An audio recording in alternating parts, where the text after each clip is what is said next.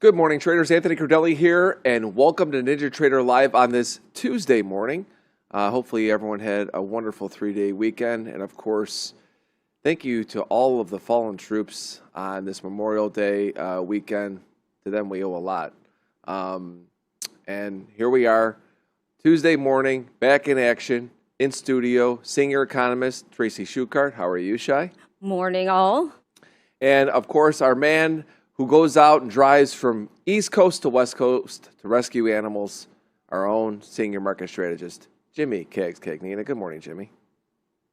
Good morning, everybody. And if you haven't done that cross-country trip, West Coast to East Coast, you have to do it. You'll see America. It's going to be great. Gas was at $2.80, and we're going to hear more about it from Patrick to Haan in a minute. Yeah, that's right. So Jimmy, so those of you who don't know, he drove across the country to go rescue a dog. At some point, production, we have to get a picture of this dog in here, or Jimmy's got it on Twitter or X. We'll have to show that at some point.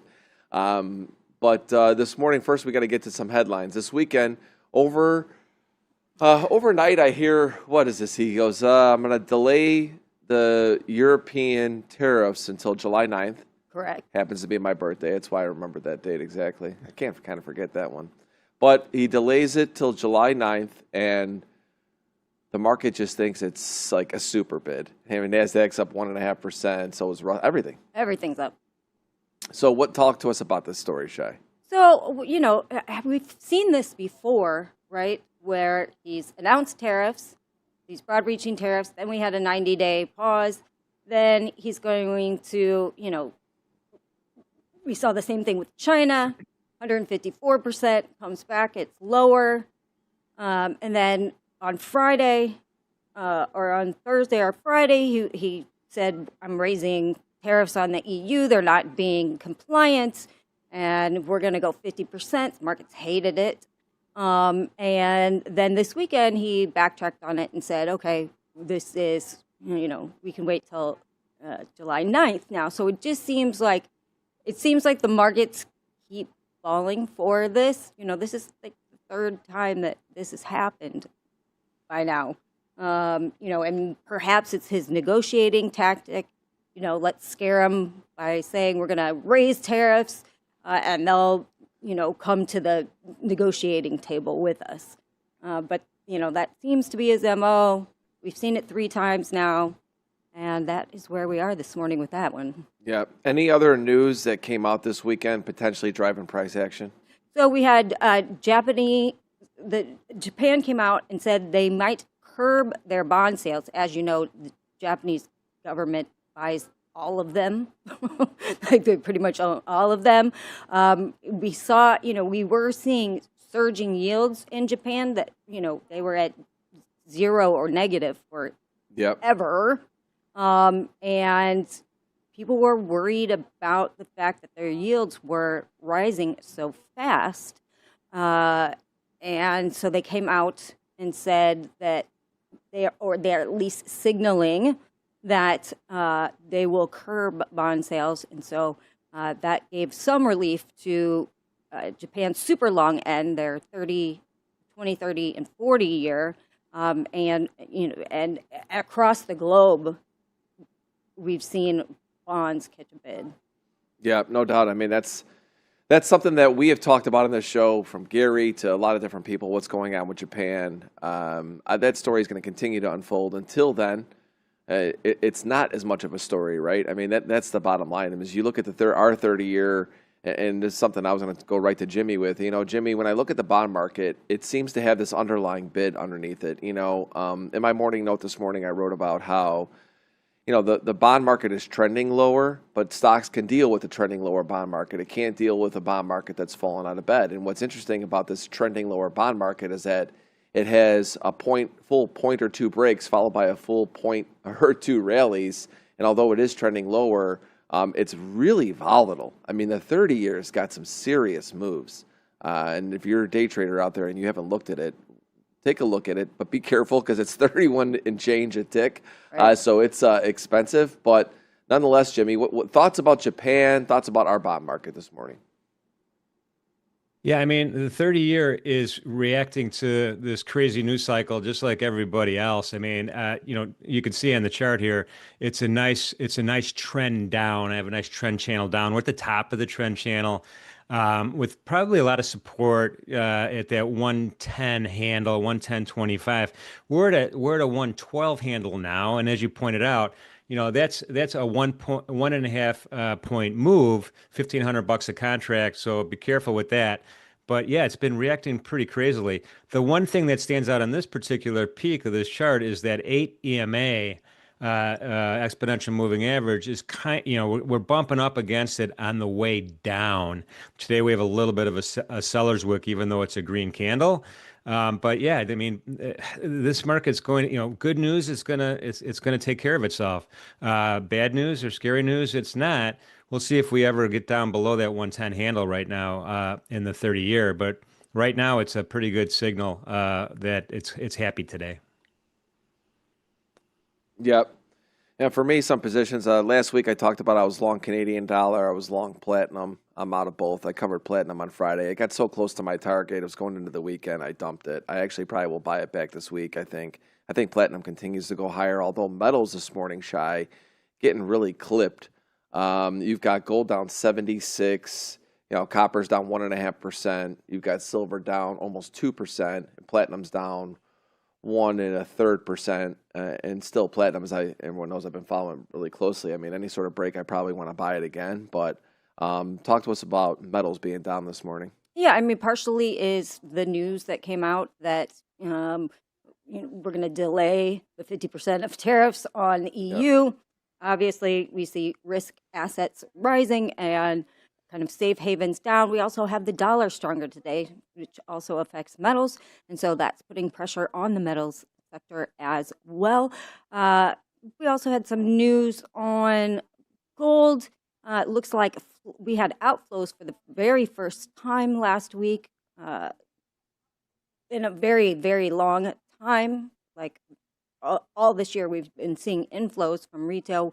We had outflows last week, so maybe some people are kind of taking some profits up here because it's not moving higher, right? We're kind of bouncing around. Pattern. Yeah, we're kind of in that holding pattern. So time to maybe take some of those positions off is what it looks like is happening.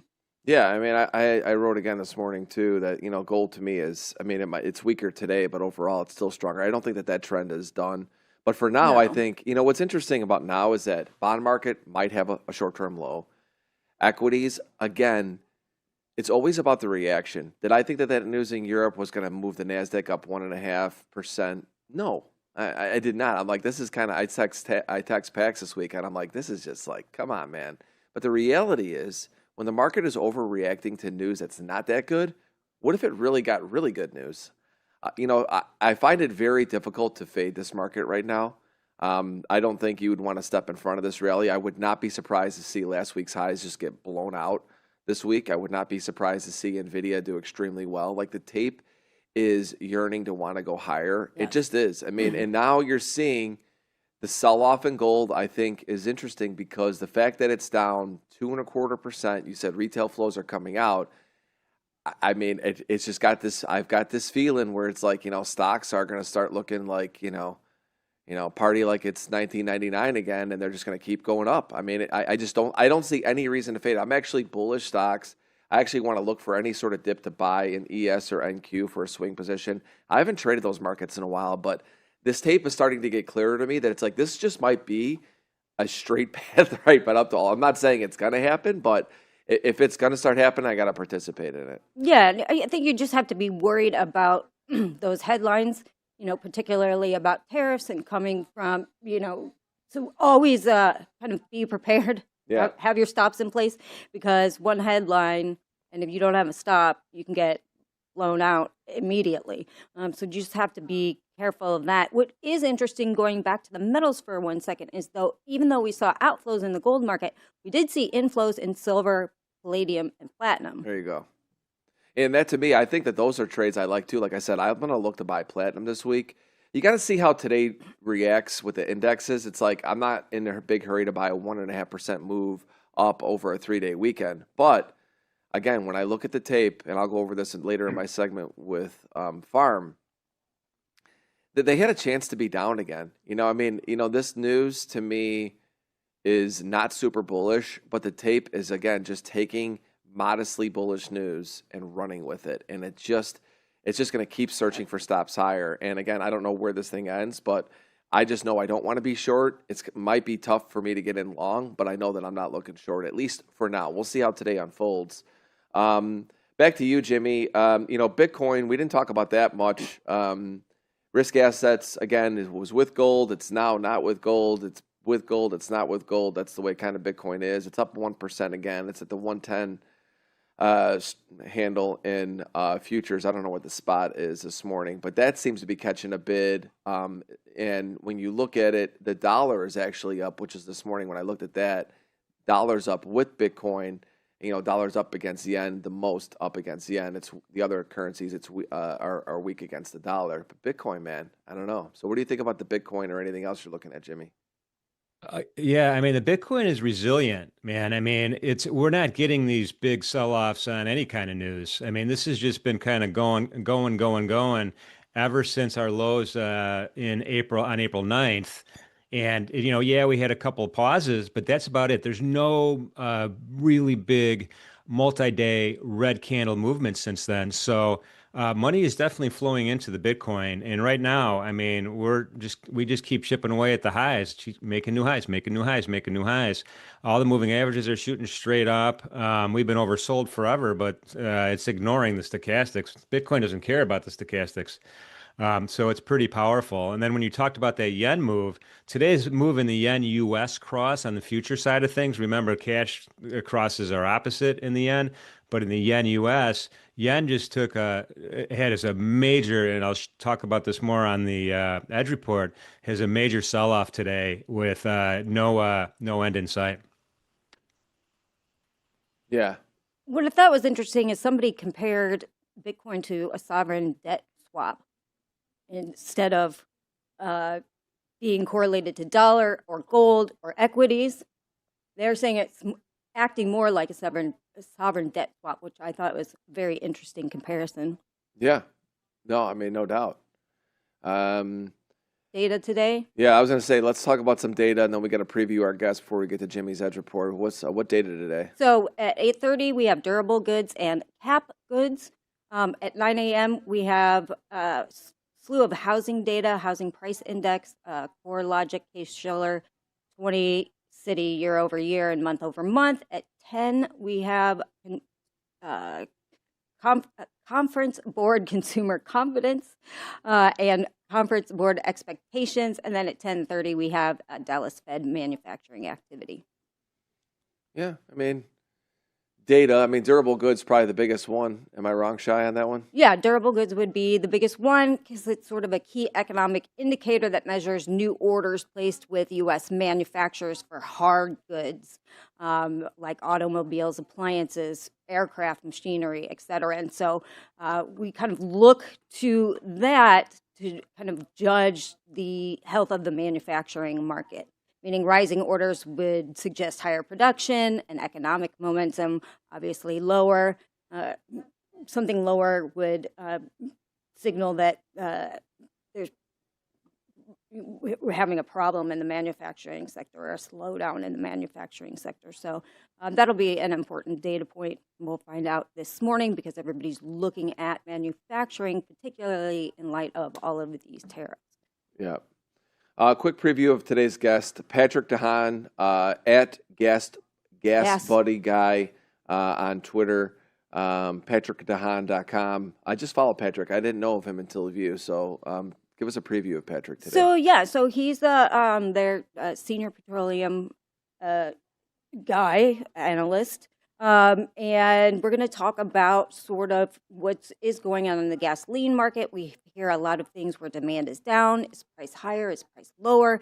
We've got Trump tweeting out that gas prices are the lowest. So we're going to find out from him because what Gas Buddy does is they have a survey and they have a database of almost every gas station in the country and what current gas prices are on a day-to-day basis. I use that app a lot here during the summer because we have gas shortages in Naples Yep, a lot when we get near hurricanes. I did not know that that's, that's him. oh, Patrick. We're going to have a little talk today. This is going to be great. Make sure you follow him on Twitter. Of course, we'll be bringing him on soon to talk about that. And like we said, we're going to get to Jimmy's Edge report, but real quick, energy prices almost flat overnight. Nothing there really, Shy, before we get to Jimmy? We have OPEC meetings coming up. We're going to find out those final numbers, whether they're going to raise production or not for July. Speculation is that they are, but we don't have a final word. So we have a couple of meetings with they broke it down by kind of producer group, the group of 8, with their extra voluntary cuts, OPEC, and then, OPEC plus members. So there'll be 3 meetings. Well, I'm sure we'll be hearing a lot of headlines this week. June 1st is the final meeting where they will decide whether or not they're going to raise production again. Yeah. All right, everybody, it's that time on this morning's Edge Report with senior market strategist Jim Cagnina.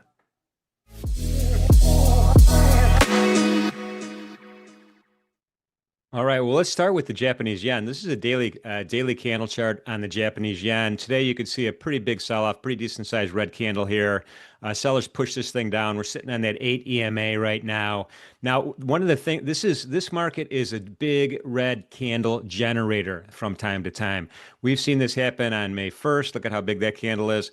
Again on May 8th. Again on May 12th, and the start of one now, even though we're halfway through the Japanese session, is pretty formidable. So I'm not sure the sell-off is over yet. Intraday, we've just blown through this is kind of an orderly sell-off, actually, when you look at this 30-minute chart.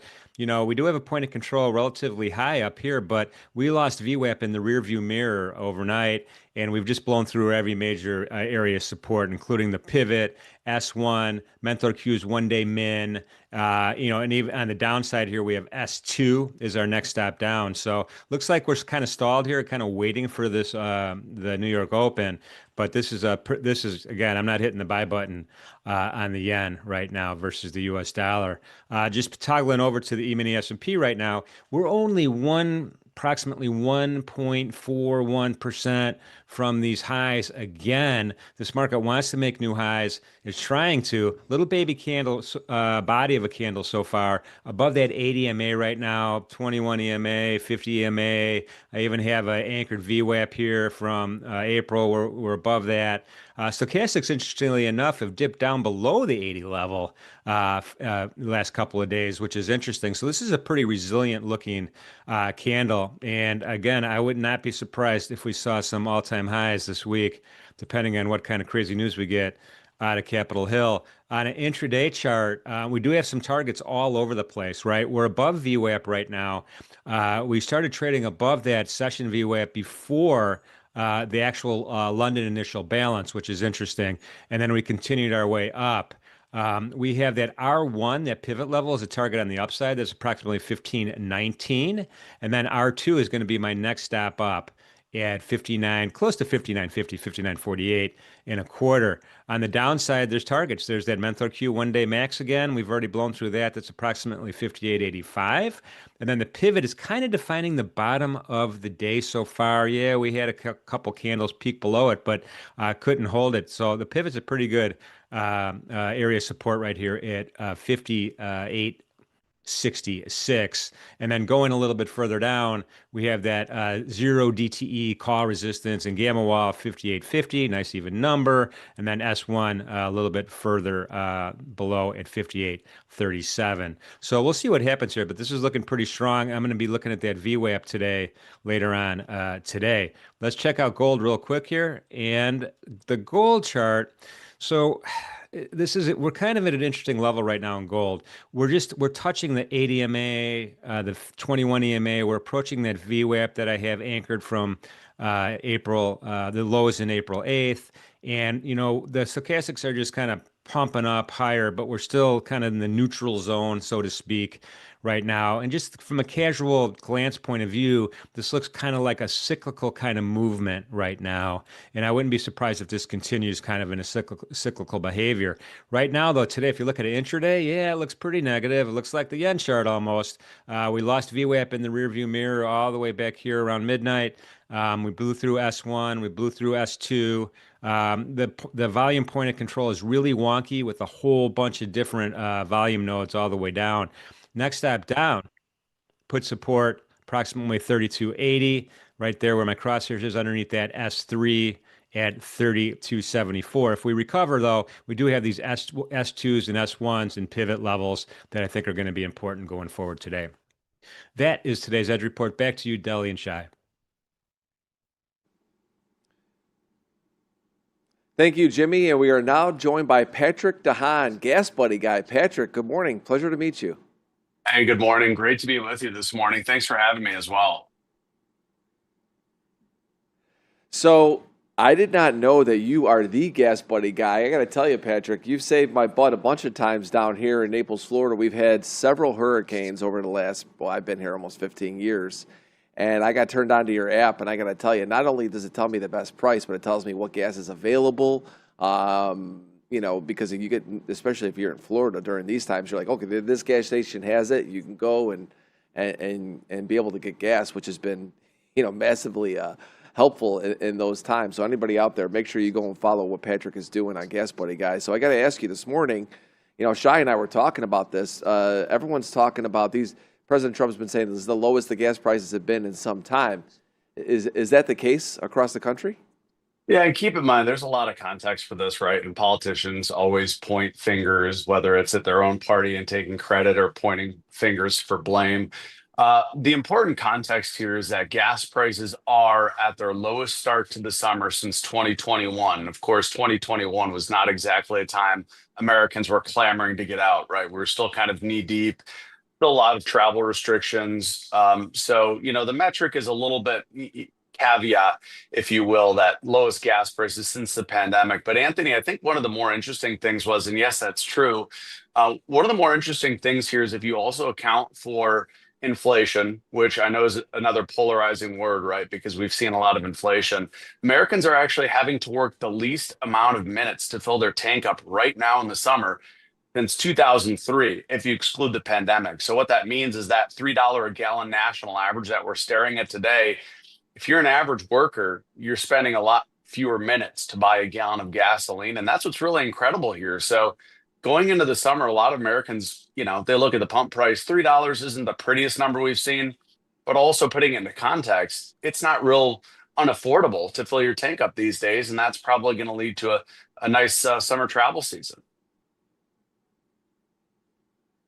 Do you have numbers yet for Memorial Day? See what that kind of looked like as far as demand is concerned yet? Yeah, good morning, Tracy. It's we're waiting for the numbers to roll in. Some of these transactions do take a couple of days to settle, but it's looking like it was a real strong holiday weekend again. Of course, we're going to have EIA's implied demand numbers that are going to track how gas stations started to fill up their underground storage tanks. Now, remember that here, as we get that data later on Thursday, there's going to be a lot of clamoring over what could be a number that's probably 9.5 million barrels a day. Keep in mind that what the EIA is going to be catching in this week's report is going to be how gas stations filled their massive underground storage tanks before the holiday. That's not necessarily the number that gas stations are selling. So that could be top end loaded. Who knows, right? The EIA data is always a bit of a surprise, but our data looks like the start to the weekend. Friday was a very strong one, probably up about 1.5% to 2% compared to last year. But again, some of those numbers are still flowing into us. And we are seeing utilization rates for refiners kind of tick up, but but stockpiles have barely increased. So, is this because utilization rates aren't as high as they should be? Maybe refiners are holding back, or is it because demand is so strong? Well, you know that it's an interesting perspective. As you mentioned, utilization in the low 90s is not necessarily a surprise to start the summer. And to your point, a lot of people have been asking also, I mean, why have gas prices not gone down, right? Crude oil price is 57, but the national average was stuck over $3 a gallon. And to your point about inventories, a lot of the reason why that wasn't happening was because inventories, gasoline inventories had been falling throughout much of the spring due to exactly what you're talking about. Refinery utilization rates had been relatively low. I would look for those utilization rates to start jumping back up. There have been some issues here and there on the West Coast, refinery issue in Joliet. Utilization usually will start to build up in June to 92, 93%. By July, hopefully it'll be at 95%. We should start to see gasoline inventories increasing more notably, and that could lead gas prices to soften over the course of the summer.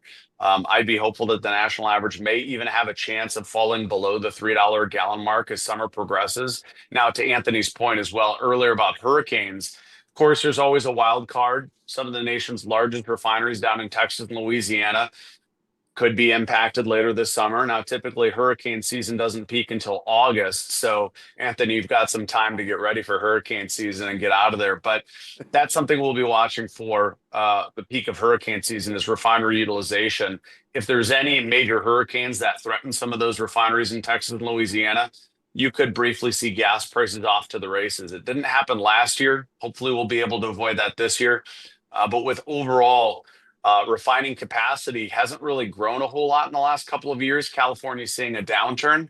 It's all going to be about whether or not we do see those refinery utilization numbers increase. If we do, that could push gas prices down for June, July, and August. Yeah, I mean, I'm a little concerned about the hurricane season. I've been in Florida long enough to know when it gets this hot in early May. Man, I don't know. That water's got to be cooking out there, but we'll have to wait and see what happens. I'm curious, and this is probably a question for both of you, Shai. Like when you see this much demand and you see that gas prices are down overall, how much is that driving the economy? Because the consumer, when you see that many people going out and traveling and doing this, how much is that tied to just a good economy? We'll go to you, Patrick. Sure.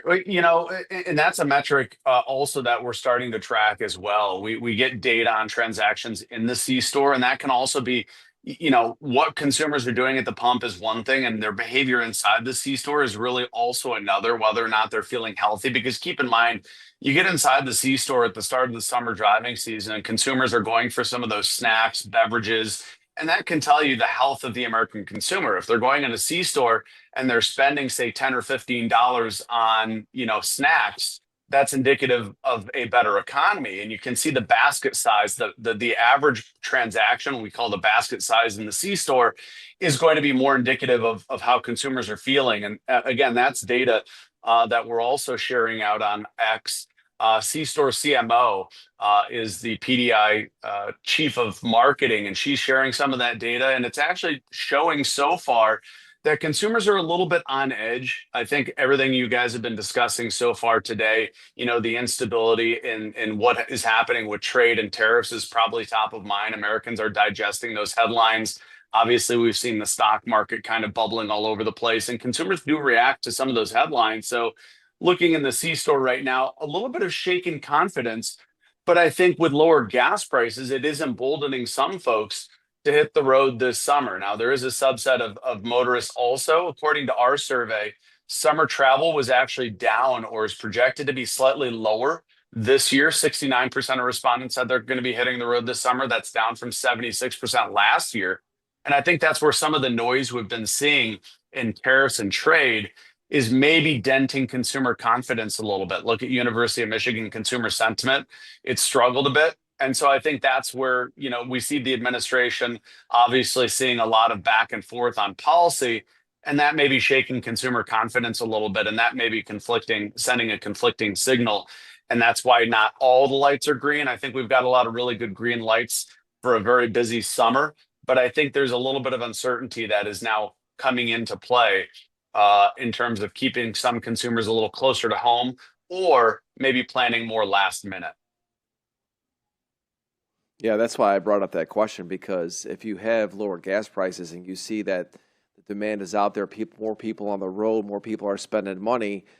Again, we talk about confidence not being great, but spending is not bad, and it's that silent, really good economy that again, people look at consumer confidence and they say, the consumer's worried, but if they're still spending and lower gas prices, I was wondering how that was tied. We've got durable goods coming up here, Patrick. We're going to get that quick preview from Shai, and then what that data comes out. We'll be watching the E-mini S&P. What are we expecting here, Shai? So for durable goods orders, we're expecting minus 7.8%. Prior was plus 9.2%. So they are expecting manufacturers have gotten hit or are expecting to get hit from these tariffs. And then we have cap goods orders, and that is at minus 0.1%. Before was 0.1%. And so actual durable goods came in at minus 6.3%. I guess higher than the survey, but much lower than prior. Cap goods came in at minus 1.3%, so lower than the survey and obviously lower than the prior. Yeah. So that's kind of indicative of where the manufacturing sector is right now.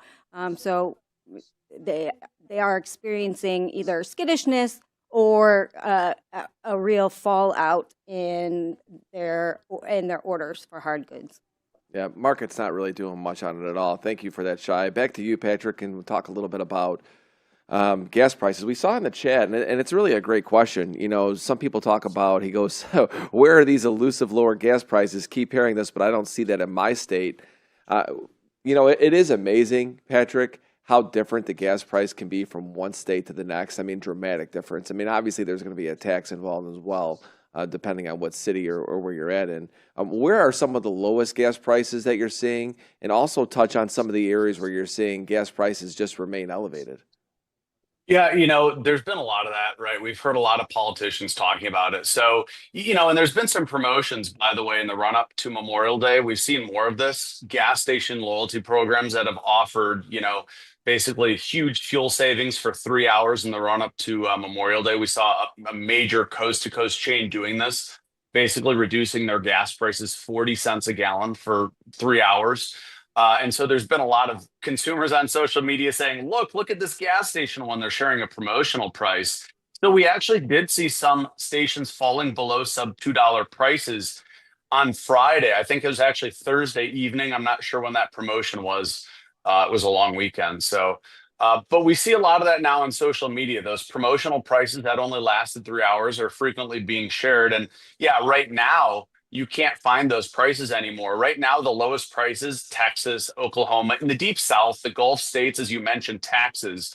That's a big part of the story. So wherever gas taxes are low and wherever you have the refinery proximity, that's where you see those. And those areas, the lowest of the lows right now that we're seeing nationwide, about 220 a gallon, 225. So if you see those social media posts of $1, I think one of them was $1.87, those may be legit, but that was promotional pricing that only lasted 3 hours. Right now, on the other side of things, you have California, where it's not hard to find 5, 6, 7, or even if you're in Beverly Hills, I think there's that one station that's charging like $7.79 a gallon, right? It's never hard to find a station that wants to gouge, but if you want to go, you'll find it in California. Got it. Any closing questions you have for Patrick, Shai? So I don't know. What are your final thoughts on, what should we be looking at, or what numbers should we really be looking at to kind of gauge going forward, consumer confidence or signs that, gas prices may fall further, or, or what we should be worried about and number of people hitting the road?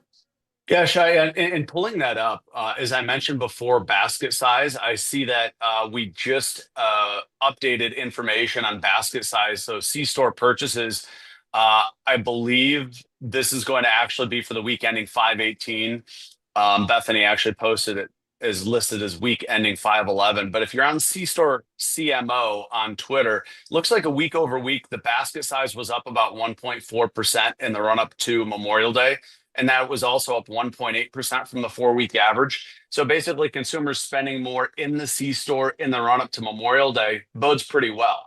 Consumers are spending money. It means they are feeling relatively good about that.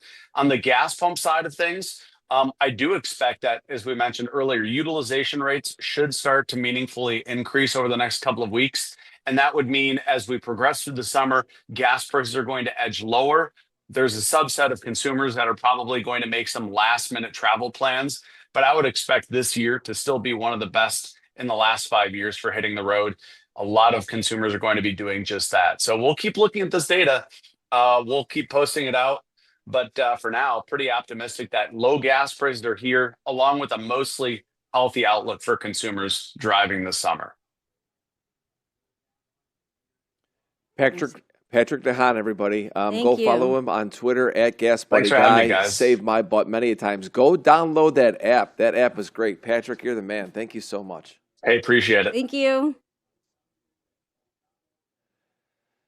So, any thoughts coming off, Patrick? So interesting. I think what is really interesting is that all of these sentiment surveys, we talked about this a little bit, all of these sentiment surveys are terrible, yet consumers are out there still spending. So Exactly. That's my thought, too. It's just amazing to kind of see that dichotomy between what consumers are thinking and what consumers are actually doing are two entirely different things. Yeah, I mean that's exactly what I took from it. I mean, obviously, I think his app is phenomenal.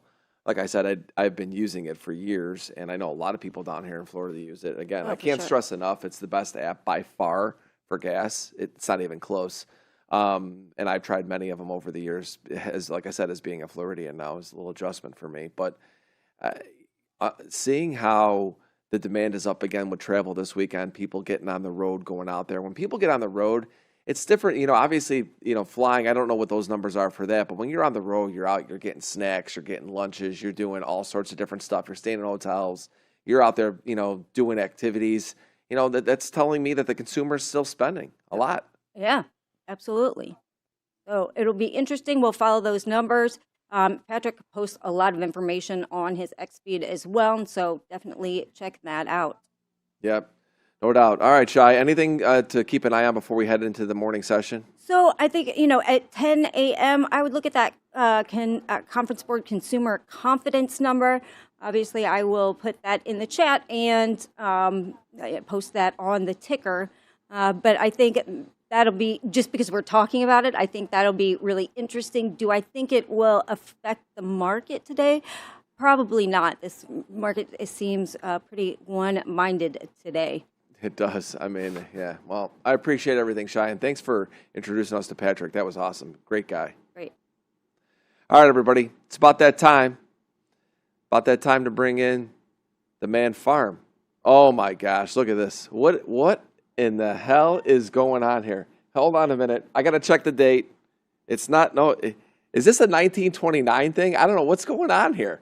What is happening? He's got a trimmed beard and everything. I'm so confused. Morning, boys. Leverage is loaded. Stops are tight. We cut this market both ways and liquidate the unprepared. Let's go. I don't even know. I mean, like, he is totally throwing me off these days. I mean, what is going on? Yeah, somebody goes Peaky Blinders vibes. Totally. I'm like, what is happening? All right, Anthony, get focused, get serious. Again, I gotta get my head wrapped around. I mean, where are we right now? Okay, so let's get into the markets if we can, if anybody can, watching this right now. It's interesting. This weekend, the news, and a man dressed like you, there's no doubt you're going to have the best answers for sure. The news wasn't that bullish, Pharm. I looked at it and said, we've got markets knowing that we're going to have tariffs pushed off again. The only significance I saw in that headline, it was pushed off to my birthday of July 9th. And I said, who cares? And next thing you know, we're up 1.5% across the board. I do think it changed the charts again. I think it's now, for me, when I get into it, it's hard to be bearish I mean, what were your thoughts about the news and the reaction to it? Yeah, I mean, I agree. Relatively meaningless. I mean, we have how many deals, I guess, and we're coming up on that deadline. Not really a big deal, but I mean, Friday, it was a technical hold and an important technical hold that we had. But yeah, definitely a little bit excessive here. I don't know how many trillion in market cap we need to add on each tweet, but it's getting a little bit ridiculous here. And, I mean, if you're a cash hours trader, you look at this and you're like, I mean, come on, this huge move happened, probably the move that you were looking for, looking to trade. And, most of that move has been had. I mean, that's the problem with it, and it's like, for me, I've talked about how I've not been doing much. I don't want overnight exposure. And I got to think that there's got to be a lot of people like myself that just don't want it in either direction, because let's face it, if you've been long, yeah, it's great. I mean, no doubt it's working. But, as traders, we trade both sides of all of these markets. We're not just trading one side of every market. And, it's hard to hold any overnight risk. And you see that a lot. I feel like, when I saw the move, I actually watched that Sunday night open. And boy, I mean, the NASDAQ was as thin as can be. It's moving up 10, 15 handles at a crack, with trading two lots. It's just as like, the liquidity is going to be thin in those moments, especially obviously coming out with Monday being a holiday. But it's just like, now you've got this bunch of single ticks down below. You've got this move that gapped up higher on I think, good news. But really, is it what news is it? I don't know. I mean, it's nothing. It's just, it's kicking the can down the road. And for day traders, it's tough. But let's take a look at the charts. And I knew it. I knew what a man dressed like that, like the way that you are, was going to come out with just a great answer. And that was just really, really, really good. So I appreciate that. I think that's actually by you. When the car is clean, you always think it drives better. I think you're smarter when you're dressed like this. I'm just going to say that right now. I feel like that's kind of what's happening here. So it's interesting. It's good to have the real smart version of Pharm here. But let's go into what I see here in equities that gets me looking at this going, man, it's hard to be short. And I said this morning. It's not like I'm in a hurry to just click the buy button. But when I look at this right here, this was that we had this gap from back here they could not get into, okay? We crossed the 8-day last week. We went down. We hit the 21 to the tick. And next thing you know, we explode right off of it. The other thing I was looking at this weekend, I'm going to take a VWAP and just pin it to this high and to there. Okay. So let me do this. And what I think is interesting now is that, actually, let me move this over one. There we go. We're right on it. We're pretty much right on it right now. As you see here around the 8-day and the S&P, if we start to push above this 8-day, let me just delete this because I don't like all those different colors on there. It's shading it too much not to be able to see it. If we start to push above this 8-day moving average, we get up in here. I mean, to me, it's like, you had a little bit of a trending lower higher below the VWAP over the last few sessions, and now they're back above it, pinned from that high, and we get back above the 8-day. When I look at this low, I just go, that's a good low, man. It didn't get into the gap. I don't like the way it traded on the overnight Sunday into Monday, but boy, that's a good low. And when I do the same thing in NASDAQ, I'm going to do the same exact thing because I like taking the VWAPs from like the recent highs and seeing where we are on a relative basis. It's a very similar thing in NASI. If we start pushing above this 8-day and start getting up in here, it's like, man, that's a good low. The NASDAQ didn't quite get down to the 21, which is almost in some ways even more bullish. I mean, it is because it didn't touch it. But the fact that it couldn't get down there, we couldn't fill that gap. Let's go back and let's draw this gap here. And I thought that we were on our way to probably testing this gap in like the 34-day in the NASDAQ. It just couldn't do it. And it just is like we start getting up in here, and I look at this top Bollinger Band being flat. Man, I'm just looking at it going, this thing could really rally. And also, I think the Russell, the RTY, went right down to the 34. It did fill its gap from that gap up. I think the Russell's building something here. I actually like all three indexes to start moving higher. I'm not really watching the Dow as much, but we start getting up near these recent highs, and I see flat Bollinger Bands on the daily all the way up top. It's hard for me not to see a decent move higher here. I'll touch quickly on the bonds just because I think this is also significant. I mean, I think the bonds have made a short-term low. I mean, I go back and look at what the bond market has been doing. They have been weak. The bottom Bollinger Bands are now coming back inward. We regained the 8-day. If we go back and we take a VWAP and we just take it from this area right here and we go to here, when I look at this, we're above a 2 standard deviation move off of this VWAP from this strong move lower. Man, I mean, the bonds to me could be headed right back up to the 113, 114 handle. That's not bearish equities, I don't think. I think the bonds are back into almost a consolidation type move. And the last thing I'll look at when I paint a picture for this morning, when I look at everything, it's like, okay, gold remains in a consolidation. I mean, yeah, it's gotten weak today, but overall it's still relatively strong. But overall, again, and I'm doing overall a lot, it's consolidation right now. I just don't see much there. I look at it and go, it's a non-factor. You know, bond markets firmed up. Equity markets are running on news that's like, it's good news, whatever. And ultimately, it's like, how do I get short this market now? You know, not that I was looking to get short, but I was thinking that this news was kind of BS. But I look at the tape now and I go, man, I would not fade this thing. I actually looking for a possible pullback to buy. I haven't traded equities much lately at all, but you know, Nvidia coming out this week, I don't know, man. It looks pretty bullish to me. That's my market environment. Let's see what Mr. Peaky Blinders seems to be the theme for you has in store for us today. Yeah, I think Nvidia is going to be big. Today is going to be critical. As you mentioned, I mean, Friday we came down on that big gap down, and if you do a year-to-date VWAP on a non-back adjusted chart, it was like to the tick on that. Also, the August low VWAP is right there as well. We had the 200 SMA on SPX at the cash hours low. And we had talked about this bull gap down here and the fact that we could potentially come down to this prior 7-day consolidation range and hold, or just hold in the bull gap. And we did that. So, you know, when I wrote my plan for this week, which I didn't include a paywall, by the way, so you can get like my levels and my thoughts for the week with no paywall. But I basically said, like, look, I'm not, you know, if we get a daily high or low above the 200, like, I mean, how do you want to really be short, right?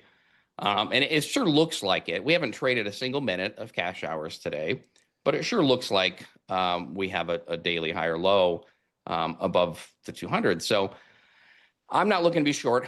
I am long. We're long from the overnight low. I was up. It's only about 8:45 my time, so I'm in 64 halves. I'm out most though, up here 5900s. And you know, if we go to the kind of the weekly profiles chart, to me, there's two spots, and if you just pick two spots and that's all that you monitored, it's basically this overnight high right here. And you know, we could come in and we could, you know, look above that and fail and you know, fail to sustain, but basically call it that overnight high, and then 58.41 to 58.51 ish. Basically Friday's high, right? Friday's high was, I want to say 43 3/4, something like that. I mean, if something happens and cash opens and we just nuke this back into Friday's range, it's not going to feel very good. But as long as this move sustains and we're above, you know, again, 51-ish, 58.51, then I think that bulls are very much in control. And that certainly is the case if we sustain above this overnight high. And I mean, big picture, I think we come back up, you know, to these 59.50s and very likely make new highs. So this is it. I mean, if there are any sellers left that were less excited about this news, then it's come in today. It's defend this overnight high and then drive things back towards Friday's range. We're going to open on a massive, massive true gap up, just meaning above Friday's high. So like, that's a long way to go just to get there, right? And then that's technically a long if it holds. So to get back into Friday's range and, you know, make lower lows and lower highs back in Friday's range is kind of pretty far off. You know, it could be done in one day, obviously, but could be a 2-day move. But really, to me, that's the only way that this falls apart. And so I'm going to be long until proven wrong on day trades. But again, like the overnight high is not a spot that I'm messing with. I'm never initiating a long anywhere near here. Like I said, I'm out 75% on this test here. So everything looks great. The bonds do look great. I got long TLT the other day. Maybe it's a short-term play. Maybe it's something longer term, but he was getting to the point where it was close to where I was comfortable to lean in. And it just like we kept getting news and it just didn't want to go lower. It was kind of a news failure, at least to some extent. It just didn't want to go down anymore. So I went ahead and picked some up as well. And I agree, that's relatively constructive for equities here. So unless bonds are bidding because of growth concerns, bonds bidding is generally supportive of equities, in my opinion, anyway. Yeah, I mean, the hardest part about right now is for today is the big gap up. I mean, for day traders, it's like, do you start getting into the gap? You get a long, you got such a huge gap. I'm not someone who focuses too much on them because I'm a little bit of a wider time frame, but it's like if they start getting into the gap, the way that it traded up was so thin, you just get worried that it can come all the way back down. And, we'll see what happens today. But I think if the Bulls can really, like you said, just if they're going to build on this, getting above and holding above these overnight highs and getting into NVIDIA, because NVIDIA to me tomorrow is going to be such an important part of this week because they are the big daddy. They are the one that matters the most in terms of, upside leadership. Some may argue it's, Palantir, but NVIDIA's with market cap, it's the biggest stock we've got pretty much. And if it starts gaining momentum to the upside, which it's really been in a holding pattern for a period of time, hard to not see that pulls up the entire market or pulls the entire market lower. I mean, let's face it, it's one or the other. I think it's less likely that it pulls everything lower unless it's really bad. Then that would change things. But nonetheless, I today into tomorrow going to be. I just don't like these huge gaps up. They're just so difficult. And you didn't talk about the Russell. I'm curious to see what you think about it because I do think that the Russell has made the best low. It filled the gap, that old gap that I was looking at for S&P and NASDAQ. It did fill that. It went down a little bit further. It kind of like wicked it. And now it's coming back up, and I'm looking at it going, it's could be the upside leader right now. I'm curious, any thoughts on the Russell? I mean, outside of the fact that it's ultimately going to zero, it does look reasonably constructive. But, basically what it has done here overnight in these two sessions has come in. You see this huge volume gap here. It's coming in and just filling in some of this volume. But it is, as of now, breaking away from last week's volume. So it'll be a similar situation here where, I mean, if it can break and sustain above basically this overnight highs and get into this volume up here from really the last 2 weeks, then I think it's in business and could potentially find a rotation back up towards, let's call it 2115, whether it's today or tomorrow or another day. If it can't, and then it breaks back down below this, I think this is Sunday night's low or Monday's.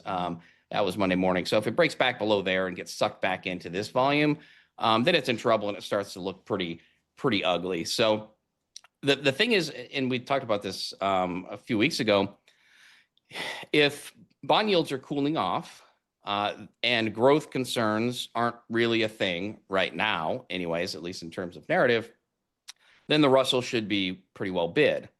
And so if that's not the case, then perhaps that's a little bit of a clue. And then the last thing I'll say about the Russell is that this is kind of a running joke in the Discord, but if I go long the Russell and I buy IWN calls, then we're probably limit down within 2 days usually. So don't get me looking at that chart, because if I buy calls, like, it's over. It's absolutely over. Yeah. I'm not too far behind you. Every time I have bought the Russell thinking it's about ready to break out, it's like it goes my way for a matter of a few minutes, and the next thing you know, I'm going, why am I even in this position? I'm either getting stopped out or I covered early, because it's just been that type of market. And who knows when its time will come. And probably hard for me to trade it here, but I do look at that low and go, it's just a good low. I mean, again, it's like I look at across the indexes and it's like, yeah, today they may not sustain this gap up too much, or maybe it pulls back a little bit. That wouldn't make me bearish. I mean, in order for me to even get bearish indexes right now, like they probably would have to take out Friday's low. I mean, I think that's what for me, from the way that I trade, on a medium time frame, like to me, any sort of little bit of a break in here, I see them just at least stabilize coming into tomorrow.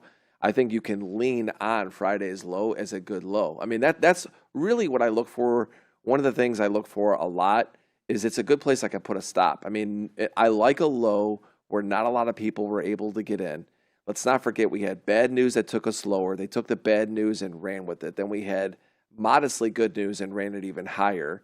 You've got failure to fill the bigger picture gaps that we've talked about with S&P and NASDAQ, and the way that wick looks on the candle and then regaining moving averages is like a good low. So it's a low I can trade off of. It's not necessarily that I think anything more than that. I just look at it and go, that's a good place to lean on. I can manage risk in there for potential new highs. That's the only thing I look at right now, and there's my reason for being bullish the indexes is because I look for areas where I really like stops. Like last week was hard because I didn't think we really made a great high.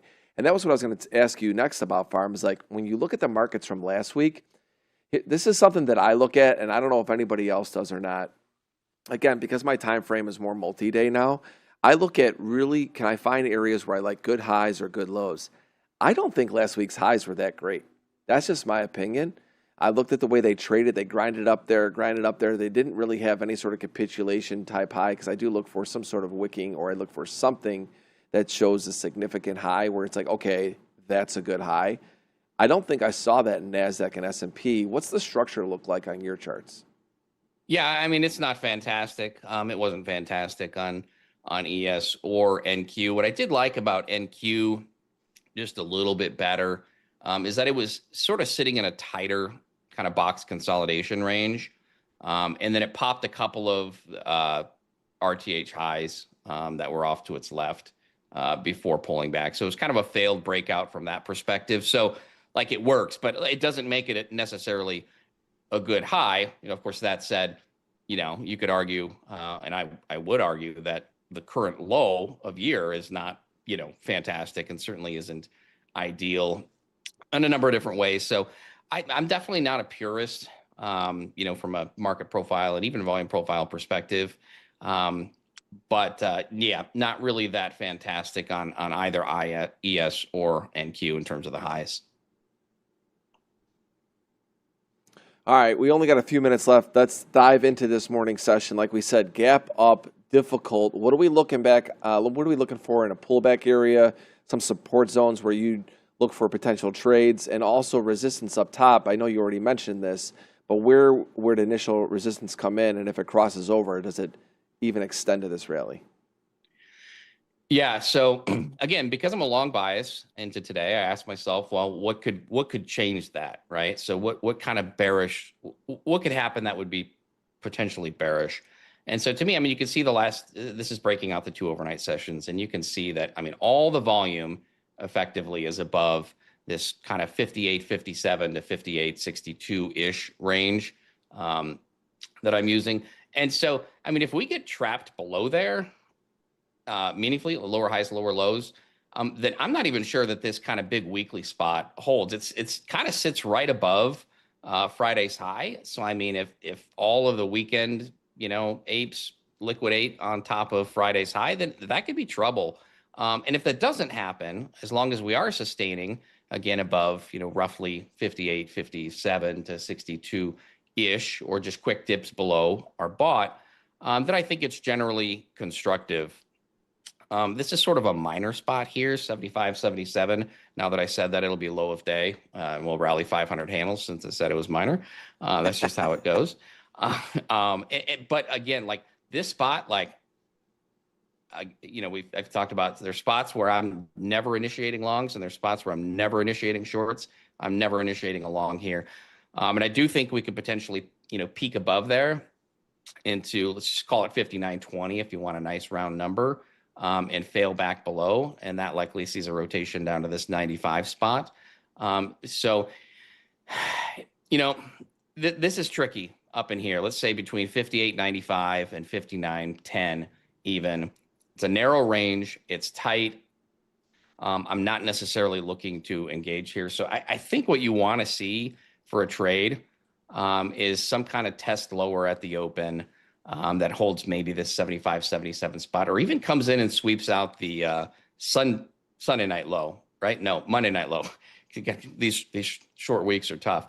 So even if you come in here and you take this out, but ultimately sustain this 57 to 62, I just think that's a long and definitely constructive above this spot for today. So unless or until sellers are capping this as upside 57 to 62, bulls are fine and they're going to keep buying this. Yep. Well, Pharm, that does it for today. Everybody hit the like button. I mean, for Pharm's outfit, if that doesn't get at least 100 likes just from that outfit, I don't know what to say. I don't know what to say, because as the chat said to me last week, they're like, Deli's speechless. That was with the cowboy hat. With this, I was like, I didn't even know where to go with it. I mean, normally I'm, on top of this stuff. It's like, I looked at this, I'm like, I was almost like, is this the right person, or like, who's in here? But Tommy Shelby is in the house. You are right. People are saying that that is the look of the day. But Pharm, this was great. I'll tell you what. I love that you're throwing me for a loop. Totally, screwing me up a little bit here in the morning. I think it's fun. I appreciate you, of course, as always. I didn't even get a chance to ask you how your weekend was. I'm sure it was great because you look totally fresh and relaxed. But as usual, we will do this again tomorrow from 8:30 to 9. Pharm and I, every day. Pharm Navy, hit that like button and hit subscribe so you'll never miss an episode of NinjaTrader Live. And Pharm, thank you again, man. You're the best. I don't know what to say. I don't know what to say. I'm speechless. You have a great day, Deli. All right. Well, here's Tanya. Look at. This is what we like to see here. Guess in normal 19 or 19. I was going to say 1900 clothing. 2025 clothing. I don't even know what to say, Tanya. Did you see that with Pharm? What would you say? He comes into frame and I look at it and I'm like, I didn't even know what to do. I would like to, it would be great if I think Pharm should send us a memo at the day before of every stream so we could all try to coordinate and then we could surprise you. Literally totally thrown off. I'm still trying to regain my footing from that this morning, as this market is, and we are this morning. So, Tanya, I hope you had a wonderful weekend. We come in, we have this news that has taken us up 1.5% pretty much across the board. Initial thoughts on what you're seeing in this market this Tuesday morning? Yeah, happy Tuesday, everyone. So now we have a short week ahead. A little gap up. We did retrace a bit.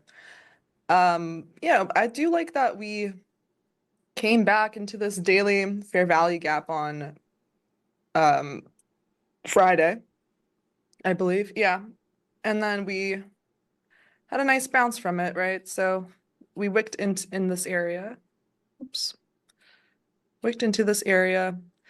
For ES as well, we wicked into this area. It was interesting that we didn't come back into this gap, but we retested that April 2nd high and we had a nice bounce from it.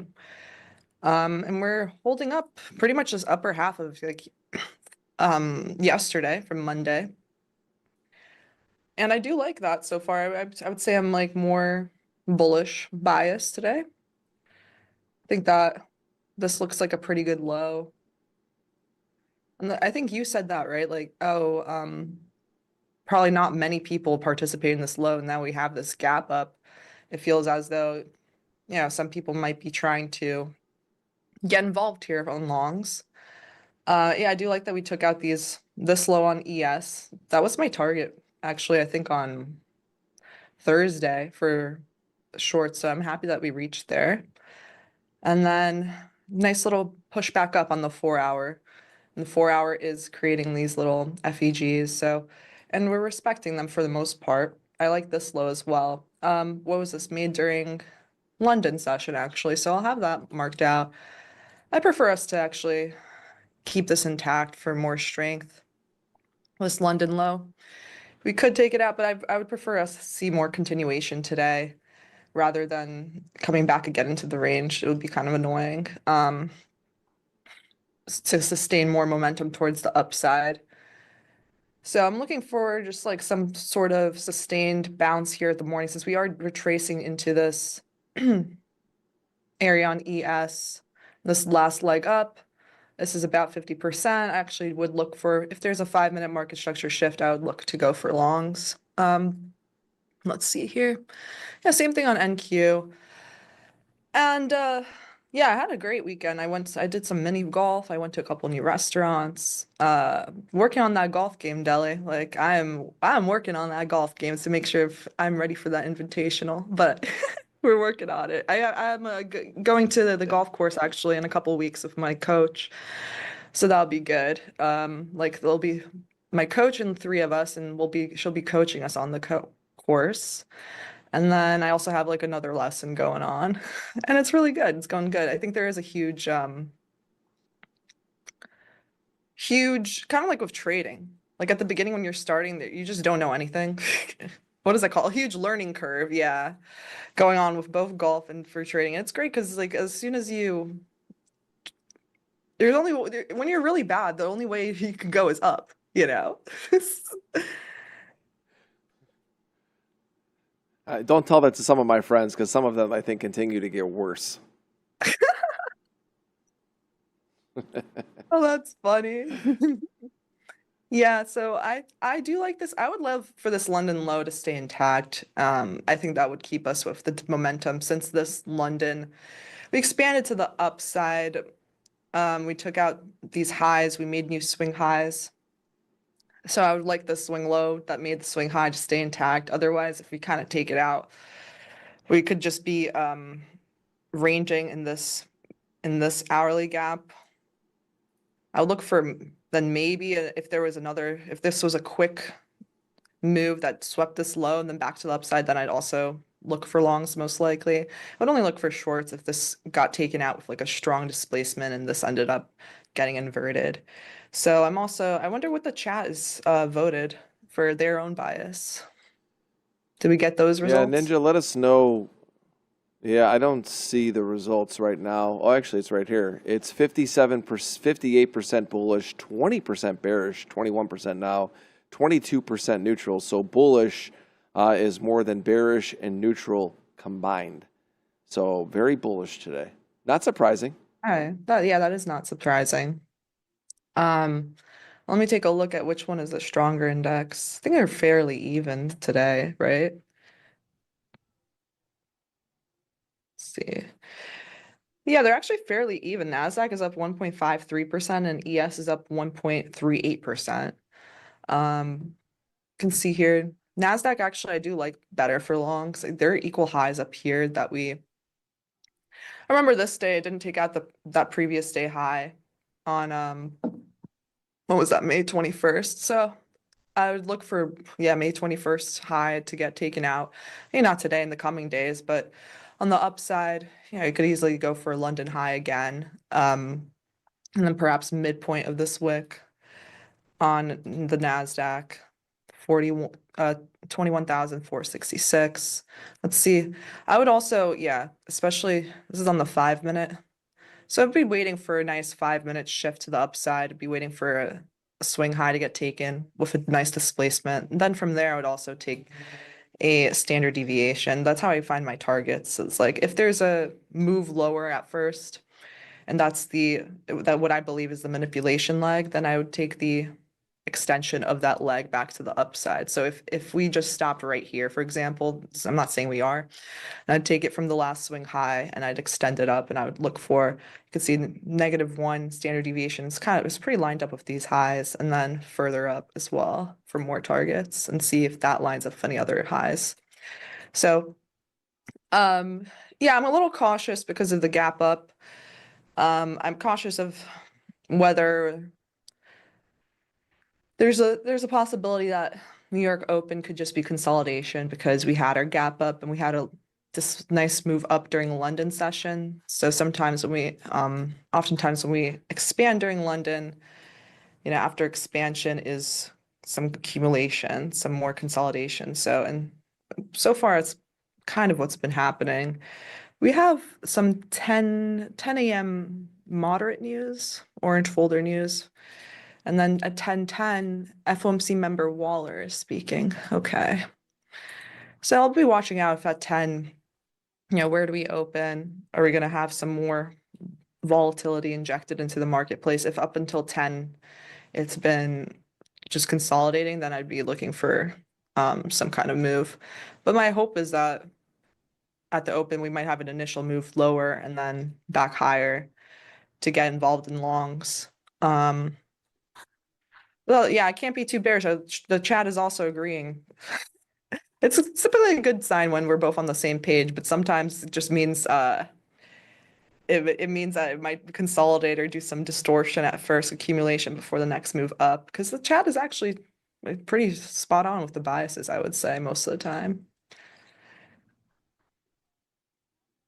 Yeah, Chad has been right a lot. I mean, the hardest part about this is coming off of a 3-day weekend, this huge gap up on news that I think is really not that big of a deal. I mean, you extended the European tariffs till July 9th. That's fine. Okay, great. I mean, I understand why it would be somewhat bullish, but to have all the indexes up 1.5%, to me, my perception of it is that the tape is just looking for reasons to go higher, and that's why I'm bullish as well. But it becomes difficult to execute. I mean, that's the problem. When you got this gap up, and like I said, I watched it on Sunday night. It was so thin on the way up. You're like, it could pull, NASDAQ could pull back 150, 200 points. I don't think it would change much on the time frame that I'm looking at on a daily. And it's like, okay, what do you do? So for day traders, it's just about being small and smart, being able to navigate this. As we only got a few minutes left with you, Tanya. So initially, you went over like those pullbacks. So when you, on a day like today, show me where that stop would be. I know that I don't remember which chart you had up there, where it was like if we got back in into it was like a little bit of a pullback. You were looking, show me where would we be wrong, and all of a sudden maybe this tape extends more back. Towards filling that gap. Yeah, sure, no problem. So right now we've retraced about 50% in ES's leg on the way back down. On NQ, not quite 50%, but it's looking stronger, which is nice. So it's retraced enough because it's in this hourly FEG. That being said, it could retrace more, which is why I wait for a 5-minute shift back to the upside. So at first I would look for a nice move back above here. Sorry, not there. Above this swing high, the last swing high. And then as it moves up, then the stop would be right here on the low that it made, because that's assuming, okay, that's our move down lower, and that's the pullback that we're gonna get. So as it extends up to the upside, then I'd be looking for these highs, which would be more than 1 R, be probably 2 R if your stop's here and you're getting involved somewhere around here, theoretically. So I can just draw that out a bit better with my handy dandy lines here. If we go back up here, we have some nice displacement here. Then I'd be trying to get long here. Your stop, the safest stop to be is here, but also a lot of times what I've done as well is just the low of this the series of green candles to the upside, which is the bullish breaker block here. But I would be going for, like I said, if it was on that extension back up, there's some equal highs here. So if you get long here, and I'd go for these equal highs as the first target, that's already a nice decent RR you're getting. And further upside, of course, I'd be holding then. Everything else would be stops, break even, and hold for more upside on more standard deviations on the way up. So let's see. And I'd be looking at whether that aligns up with any higher time frame highs. This is just an example because we didn't get the shift up yet, but I'd be looking for more standard deviations up to the upside then. And yeah, this is like such a huge move down lower from here. It's kind of crazy actually that we're back. We're going to go back for these highs, and then, like I said, eventually we have these equal highs up here. If we're bullish, we're going to end up taking all that out. Especially if we hold this low in, be especially bullish because then we're respecting all these short-term lows that are creating those next swing highs. So that would be my game plan, basically. And that being said, I wouldn't, like I said, we haven't shifted yet. For me, it's important to see that break of that short-term high. I don't really like to get in before confirmation because it could retrace deeper into this area. It could just consolidate. So I need to see that displacement on the way up. And for me, yeah, I would look at I'd be looking more at the 5-minute. If it is the 1 minute, I'd probably take it also because at the open we do get like a lot of fast movement. So I would really need to just see a displacement to the upside. And if that happens at the open, that's actually that's a good thing because we've retraced enough pre-market. I would like to see some nice fast moves at the open. I think it would be worse if we don't go anywhere because then we have just orange folder news that might not really inject much volatility either if it's a day after the holiday and it's just moderate folder news. So those are my thoughts for today. Yep. No, I appreciate you mapping that out for us. As usual, everybody, Tanya is on with us Monday through Thursday, 9 to 9:15, giving us her outlook for the day. We truly appreciate it. Hit that like button for Tanya. Make sure you hit the subscribe button as well. Tanya, thank you so much. Have a great stream today, and we will see you tomorrow. Thank you so much. Good luck, good trading, everyone. All right, everybody. It's Tuesday after a 3-day weekend. But what is Tuesday on the NinjaTrader Network? It's time to trade the open with Merritt Black.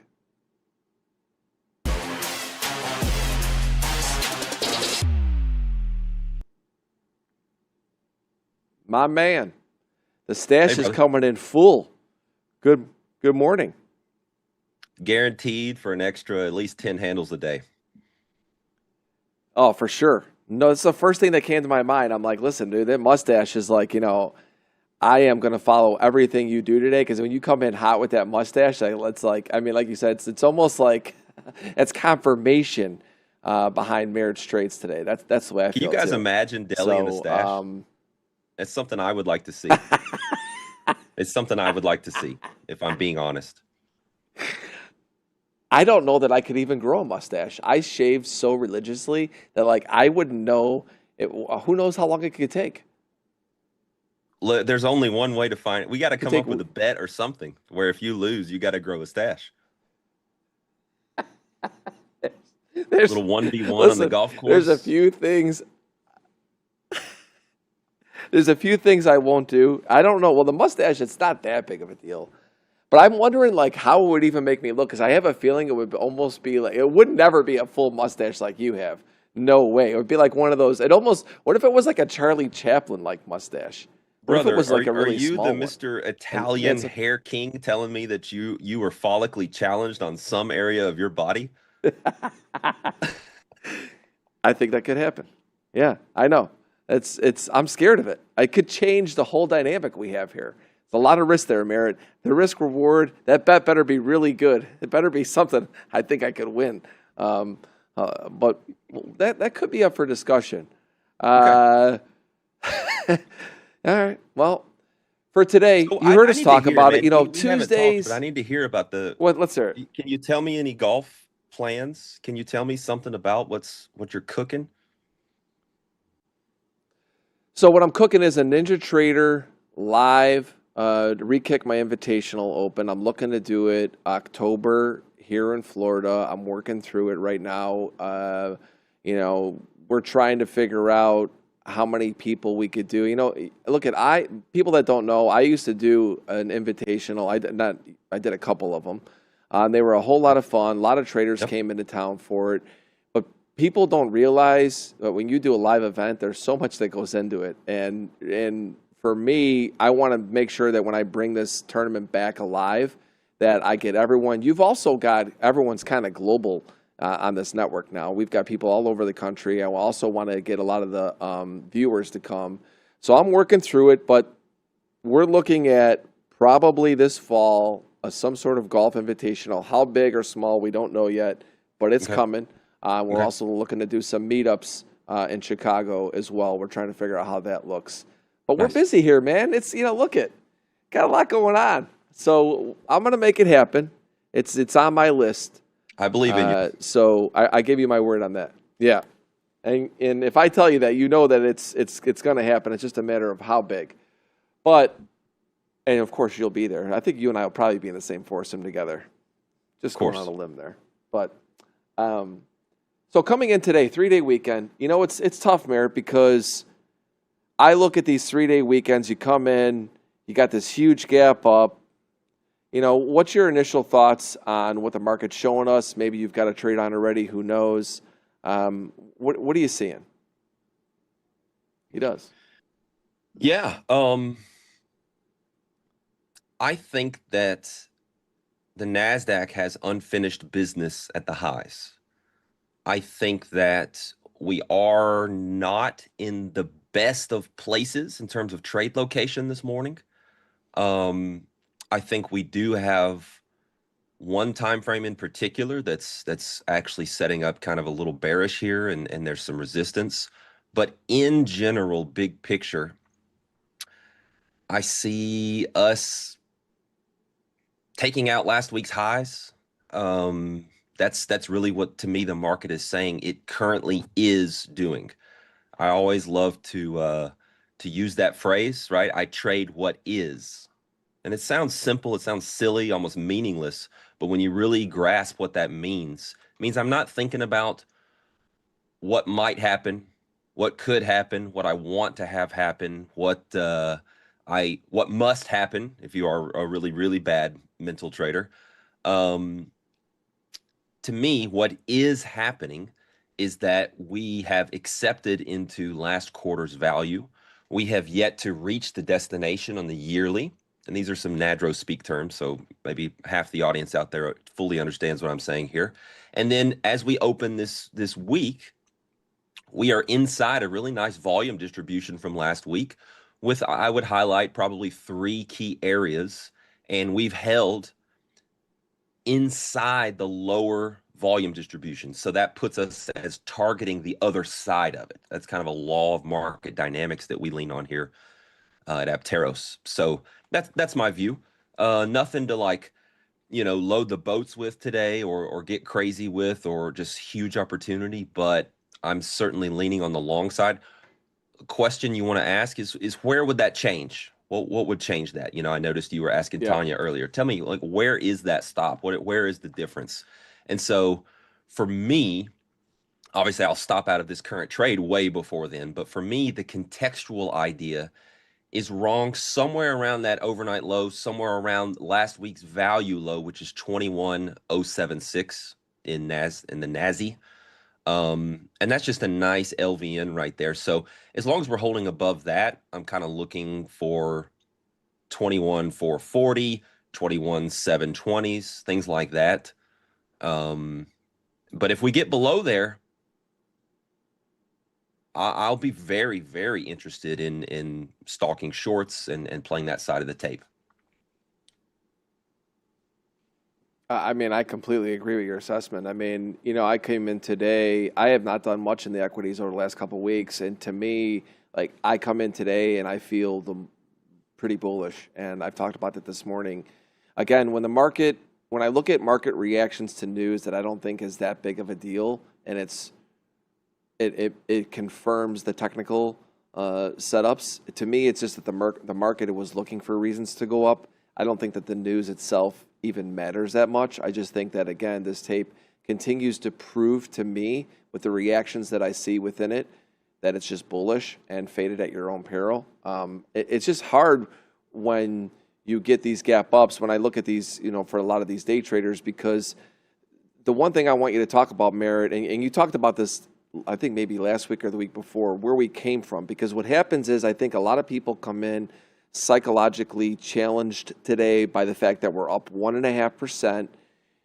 Do I buy the dip? Oh my God, I'm buying it. The NASDAQ's up 250. Where can I be a stop? You know what I mean? And it's like, how do I do that? And they build this box around themselves, which keeps them from actually being able to focus in on what's happening now. Talk us through that a little bit. Well, you guys are going to get tired of hearing this answer from me for a lot of things. But that type of mistaken type of thinking and leading to like a bunch of hesitation and problems, it doesn't exist without a lack of good process. So, trading is not this thing where you come in and you look, well, are we up 1.38%? Blah, I don't know, blah, blah, blah. Like, okay, maybe an investor is going to have a trouble with that, or some very, very amateurish trader. When you come in and you're a decent trader, a decent trying to figure it out trader, right? We're not asking for much here. You're going to have a process. I can't tell you for how many years I had a paper journal in front of me. It was a moleskin journal, and they've got the little piece of silk, whatever, that you can mark a page with. And the page that I kept marked in that journal was my pre-market routine checklist, because I couldn't remember it all myself. So I needed to go through every morning. What does this chart say? Write it down. What does this chart say? What is this chart? Doing my kind of top-down approach. Before even I had coined the phrase NADRO, I was kind of stepping through those time frames and looking at some of those standard deviations and tools and profiles, and forcing myself through a checklist-driven approach every morning, no matter what I thought or what I was afraid of or whatever. What is the process telling me where I might have edges? Where do I actually have clarity in a market? The job is to know when and where you have clarity, not to force clarity every day. Don't mistake sometimes. I think a lot of us as guests on this show or regulars on this show, you guys at home may see us come in and I just went through bam, boom, boom, kind of like rattled off like my thoughts and my view and my bias and whatnot. Don't forget that for me and for you at home and for everybody, not having clarity is just as good of a view as any, right? And it's important that some days you come in and you say, I don't have clarity. In fact, I think we saw some of that from me recently, where you saw me go trade gold. You saw me go trade other markets because I didn't have anything of interest in NASDAQ, right? Yep. I thought that was said perfectly. And I'm glad I brought that up for you today to go over with everybody. So, again, I'm going to leave you. I'm going to watch, and I appreciate this. You coming in with us every Tuesday. Everybody hit the like button for Merritt. He's not streamer boy like Leo. And I mentioned Leo. Did I mention Leo? What happened there? I don't know. Something might have happened between you and Leo. We don't know. But are you talking about the arena day? I saw that tweet. Are you talking about the arena day where I was Did that literally happen? playing golf Yeah. and matching his P&L step for step as he was sitting there sweating in a pile of his own sweat and tears, trying his hardest? Is that what you're referring to? Yeah. Yeah. I love it. That was a lot of fun. And when I saw it was like a $25 difference, and I'm like, oh my gosh, Leo is not going to let this go for so long. It was unbelievable. And Merritt goes, if I didn't have one hand tied behind my back doing this and doing that, it was a lot of fun. Yeah, that was fun. So yeah, everybody, again, I'm done for today. Merritt, we'll be following you. Like I said, everybody hit the like button. Make sure you subscribe so you never miss Merritt on Tuesdays. He's my guy, man. And I look forward to it every single week. And I can't thank you enough for being here with us. And I will see you in the chat. All right, brother. Cheers. All right. So remember, I think it was last week, chat, I made a mistake. I was chatting it up with Crudele. And I forgot to take a scale out. And for those of you who were here, I think it was last time. Didn't make that mistake tonight. I didn't narrate it because we were talking about other things, but you may have seen I tossed a limit order up here and kind of let it work for a second, and we got filled. So I believe last time it was a short and it had gone a lot in our favor, and I was just talking it up, almost not paying attention to my process and the need to to book some profits and things like that. So didn't let that happen this time. So feel really, look, I'm better today than I was last Tuesday. Think about that. I've been doing this for 20 years and I make mistakes. I try to get better. I try to be more self-aware. All of these things. This is what trading is every day for us, guys. You gotta show up and work hard to get better. And you don't just want to have this thought floating around in your mind of, I want to be better, right? What are you going to be better at today?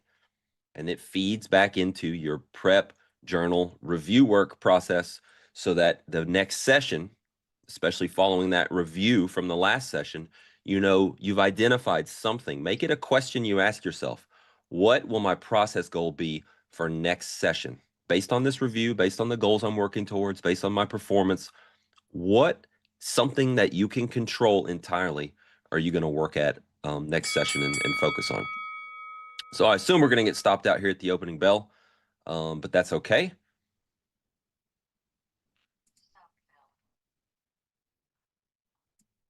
So we are flat. Notice the delta on the initial up move where we scaled out. A little bit of buying coming here. We'll hop back in. Right at the session VWAP.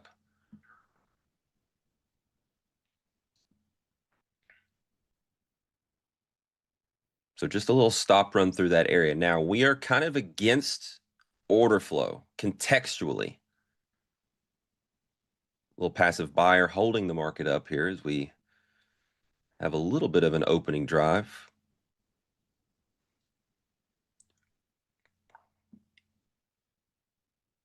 Nobody buying, aggressively. So I'm going to be aggressive in looking for this scale out.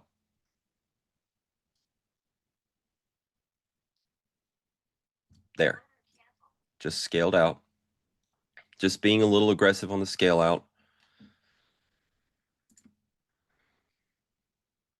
Really don't want to see us test anywhere below there. So I'll just move that emergency stop back up.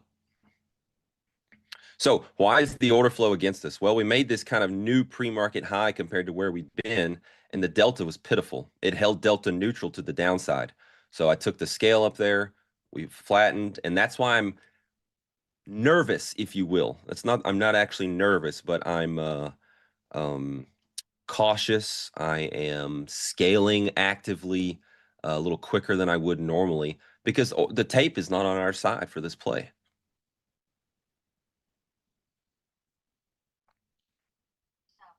Okay, another slightly profitable trade where we get a nice scale on a rotation and we protect ourselves with a nice placed stop with the remainder.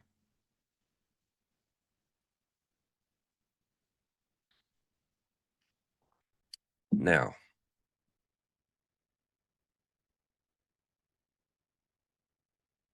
the market continues to just kind of couple tick stop run these lows. Take a look at the pattern here. Low, barely take it out, bounce. Low, barely take it out, bounce. From there, let's see. So 1, 2, 3. This is the fourth one.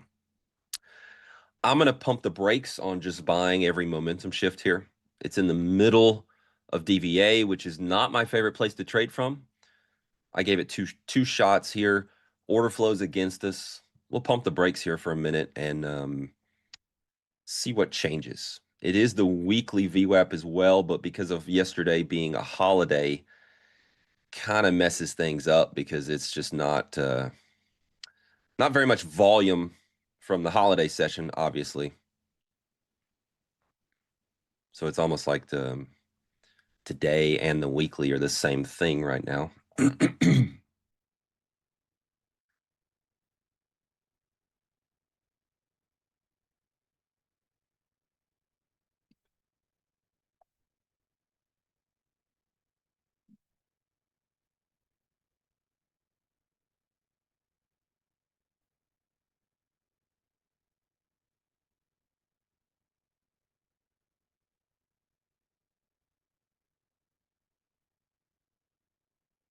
Yeah, my lines in the sand for bias, as we talked about, are far away, right?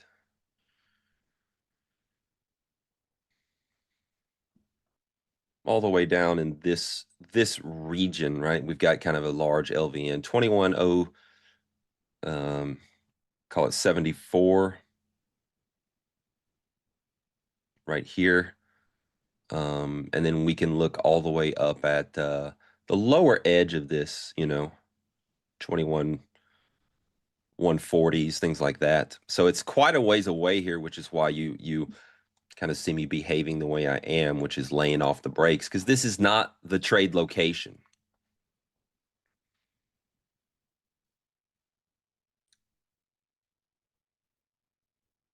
I teach my students to behave differently in terms of level of aggression, depending on how good the trade idea is behind it, right?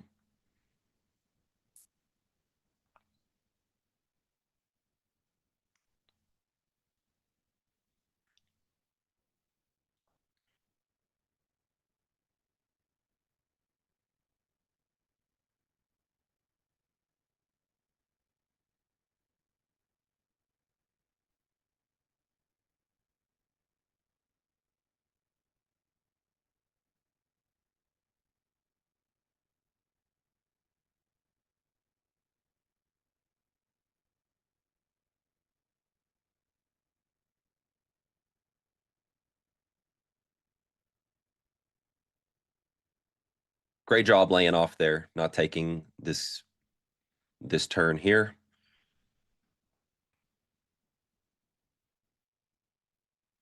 So now we've reached the other side of our developing value.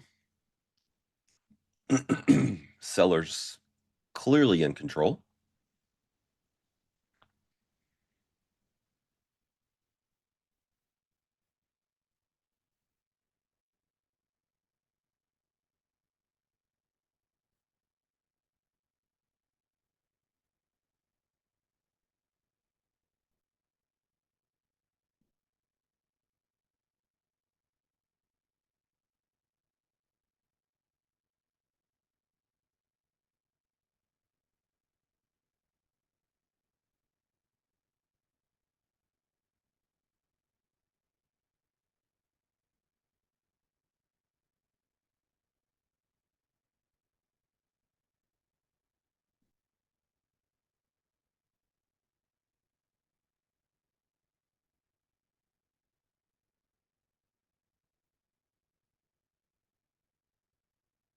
No, Tom, I did not coin the phrase macro. I think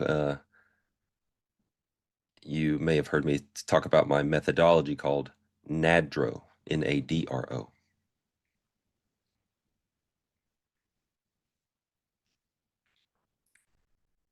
I'm not the guy that would be involved with anything related to macro. Certainly not my cup of tea. But Crudele and Shai do a great job of finding some really awesome guests to talk about those things. I've certainly enjoyed listening to them. Because most all the traders on the stream are very technical, right? So it's nice to get that counterbalance of those, what's going on with things, what are the smart people in the room think.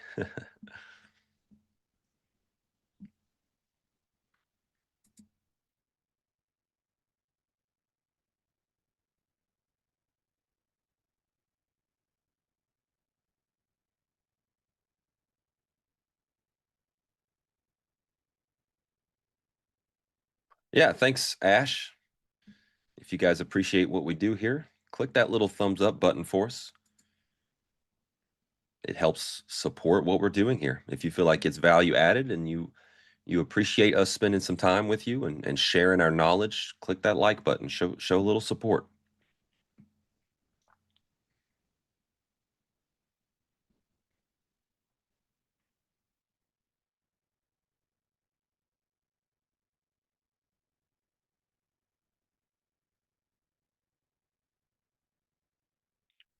A little life from buyers here. Makes sense during a rotational environment. A lot of times we find some form of buying from the lower area of our, lower extreme of our developing value for the session.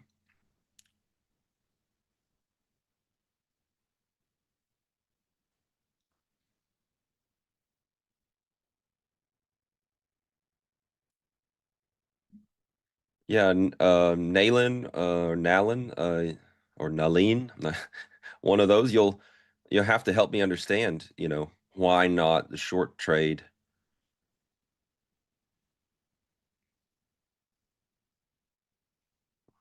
I'll just assume you're talking about where I was. I did press the sell button right here. I don't know if you saw that, right? Go rewind the stream. I had a sell limit right here. So I was selling there, but I was long. I was selling some of what I had. So it's the same thing, to a certain degree. My contextual read was bullish. I don't just trade this short-term chart.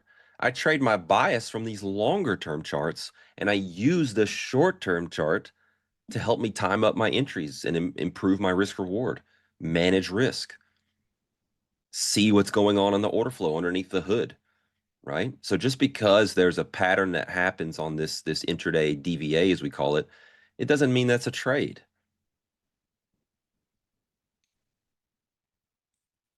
But yeah, I did sell up there. No worries.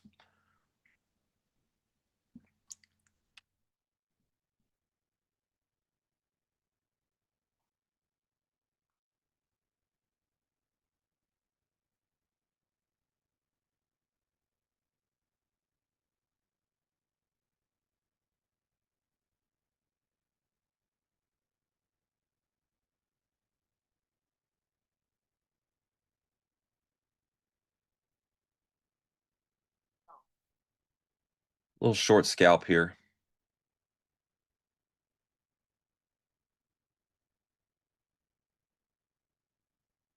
Looks like we may have gotten caught.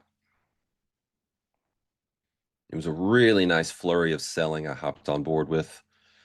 But now the buyers are taking it back, so we'll stand aside. Lost a little bit there. Might try it once more.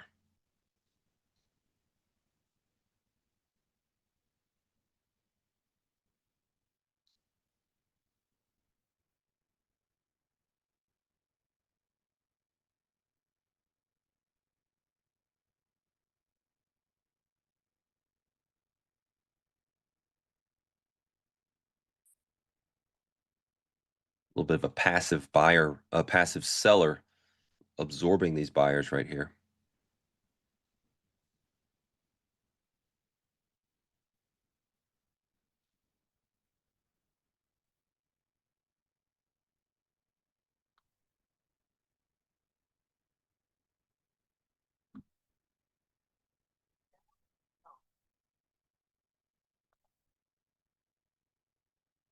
Jumped back in, got the initial kind of push. Might turn into a little bit of a chop fest here, so just kind of a flurry of activity around this area.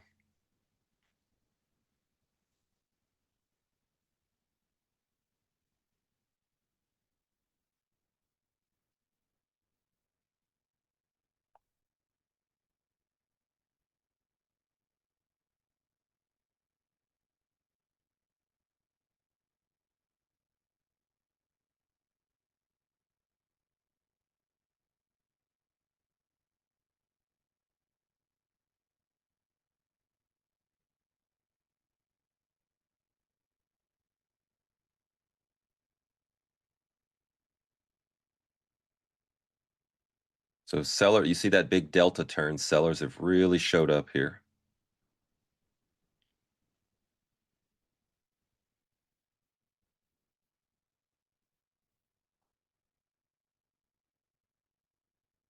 I'm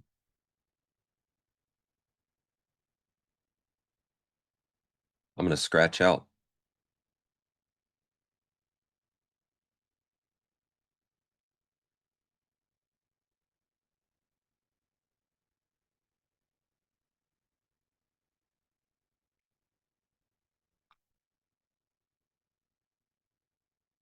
A lot of times when I get into a turn, a short in this case, and I see after I've gotten my position on I agree the sellers were weak on the retrace on that if you're talking the same thing as me, Con, just that intra bar, just that tiny move up here where I scratched, I agree with you.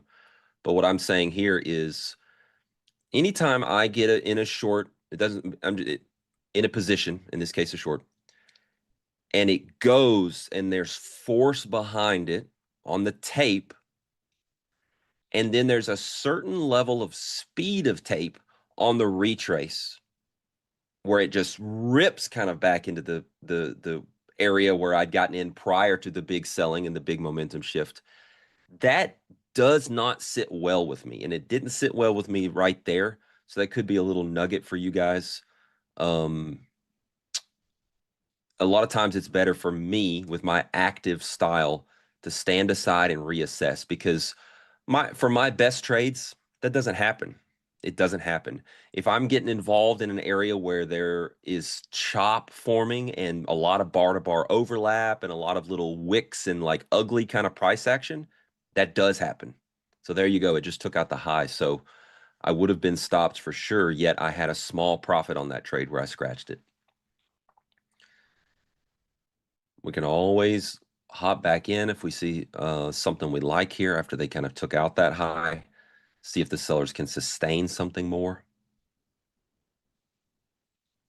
Let's keep in mind my bias overall is more bullish, so I'm going to be quick to exit any kind of shorts that I'm just kind of going with the short-term tape with.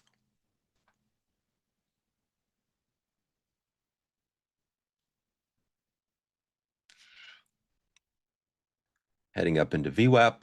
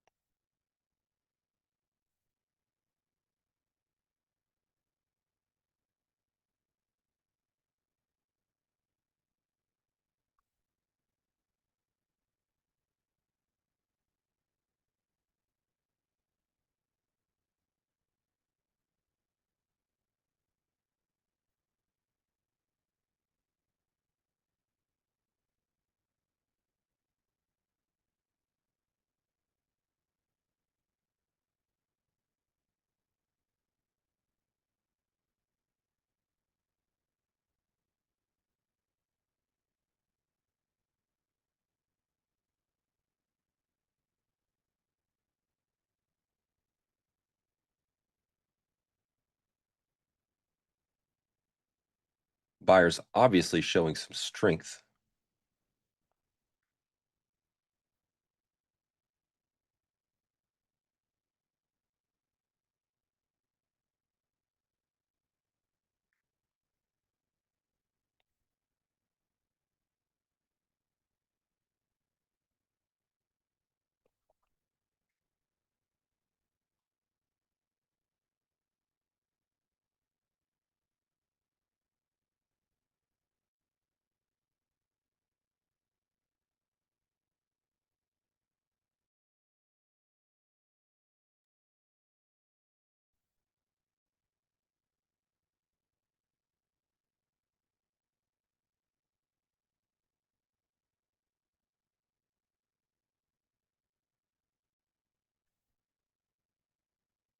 So just as a small note, as you can see, what we've done here is we have this holiday session, right, from yesterday. So far, we opened, we took out the low, and I was seeing, going with some of the strength we'd seen on the tape, seeing if we could just work through this gap a little bit into a little bit better lines in the sand that I might have below. As I mentioned, my lines in the sand were well below where we're trading. And just quite a V-bottom sharp reversal out of there that caught me a little bit off guard. It wasn't the anticipated norm for the behavior. So back up into this little holiday session range here. Middle of our current developing value.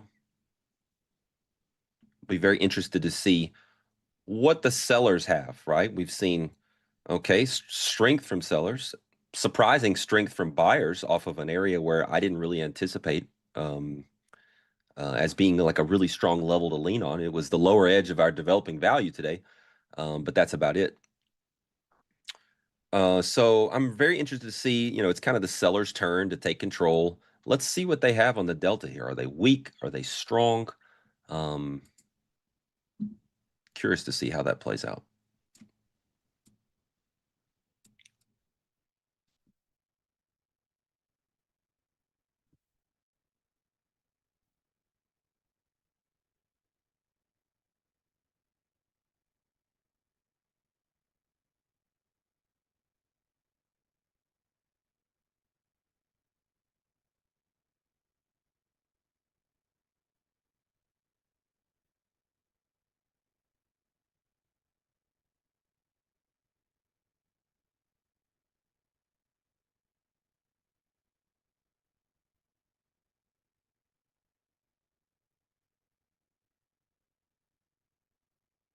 I wouldn't say that the sellers are weak. I would say that we have not had the time or rotation to see what they have yet. Buyers have dominated off the low. Really, I was short from here, and I really didn't like how that played out. I didn't like what I saw and narrated that to you guys. But we really haven't had a down rotation. So let's see what happens if and where we get that.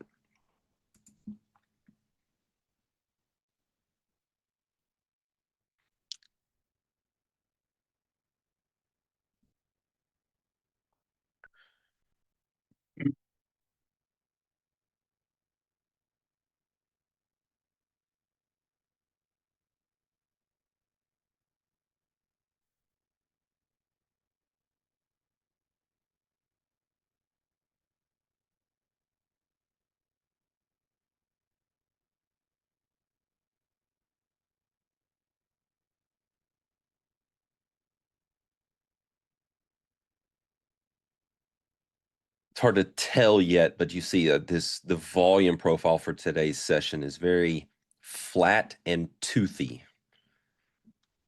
There's no prominent distribution anywhere. We've just kind of zipped down, reversed back through, and there's been no real distributions formed on the pit session, that is.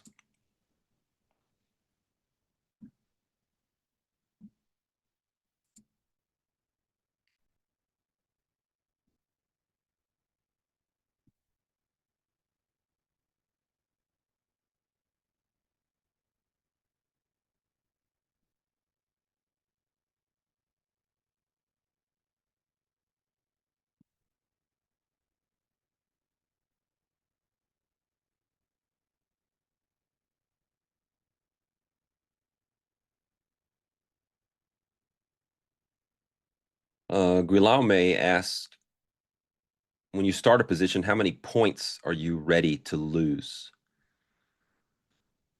I think you're asking the wrong question. It's not about, myself, Crudele, many other traders will tell you that it's a mistake to risk a fixed number of points every trade. Every trade is unique.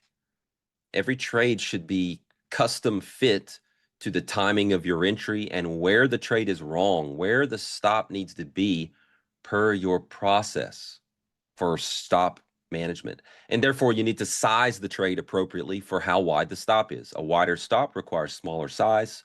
A tighter stop, you can get away with more size. So that's what the approach needs to be.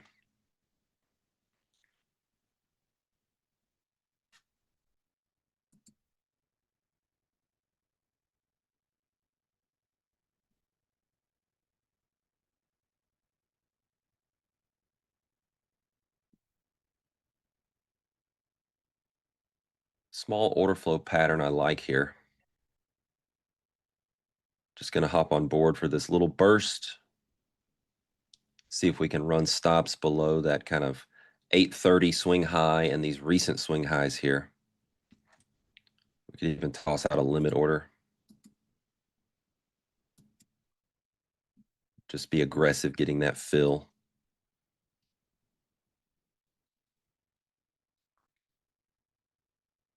Just a little order flow sequence we like. Boom. You see the stop run. You see how much Delta just flew through that level and how quickly price did what it just did.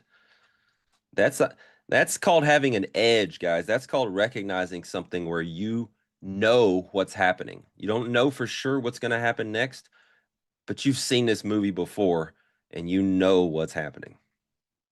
And it's worth a little bit of risk. That's what really good trading is about. Now, from this point forward, I have no edge on this trade. I'm going to roll the dice and see if I get lucky, see if it just goes higher. I have no clue. I'm bullish overall, as I've talked about since before we were on this stream.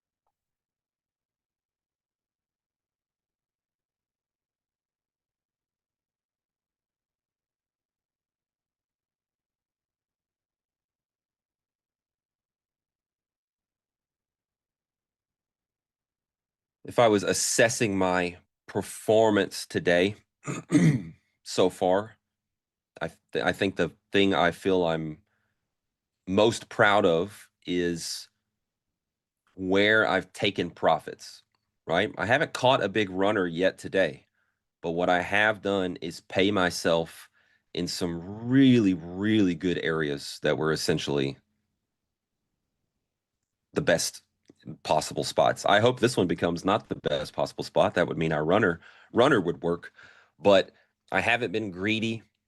I understand that there's no great trade location contextually that I'm leaning off of today. I just have kind of a slight bullish bias.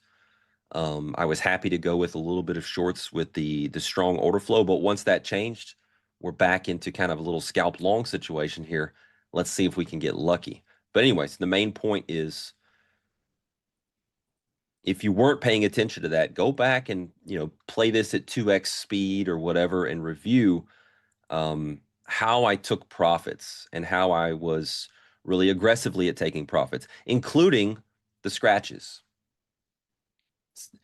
If a lot of beginner traders, and rightfully so, it's tough because you're like, if you're trying to trade like this and you're not scratching, you're going through sequences where it's -1R, -1R, -1R. That's rough. That's digging a hole. That's tough. I think beginners have to trade that way, but it's tough in terms of overcoming the losses. One thing that when Jimmy Cags comes on a lot of times, and this he's got a lot of experience, guys. He's seen a thing or two. He always compliments me on, and I'm not trying to butter myself up here. I'm trying to help you guys. several times he's complimented me on my trade management, my risk management, the stops, the scratches, the scale outs. Those things are what keeps me alive in this game and allow me to be slightly profitable on days where otherwise I'd be down 4R, things like that. So it's not always about the home runs. Sometimes we get lucky. Sometimes we catch a home run.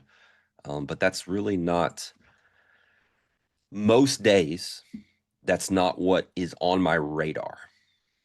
It's very rare that we come in and it's like, this is just perfect context, really, really good stuff here. Goes back to my pre-market talk with Crudele. The goal is not to force finding clarity every single day in a market. The goal, when you do your prep, is to identify when and where you have clarity. And then if you're like me, you have a couple different bag of tricks as we kind of have news hitting here. I forget what it is, durable goods or whatever it is, doesn't matter to me. You have a few, if you're like me, you have a few different bag of tricks, a few different tactics or styles that you can deploy rather than just kind of one size fits all every single day. And that comes with experience. That comes with building out your repertoire, building out your playbook.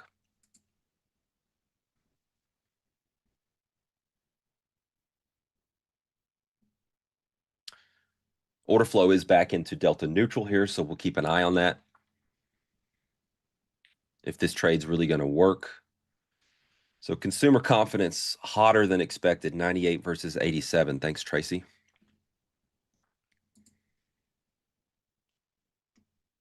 So the market likey.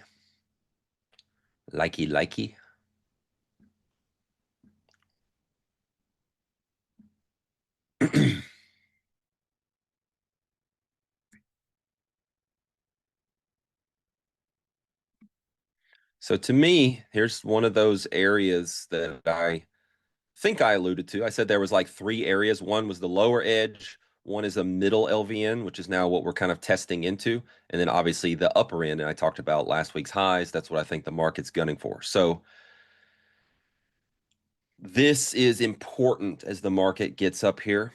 This is a spot where, if we see some just horrible action up here, maybe we wick this and the sellers are really coming back strong and we can't get through delta neutral and things like that, I can come out of this trade, right? No problem.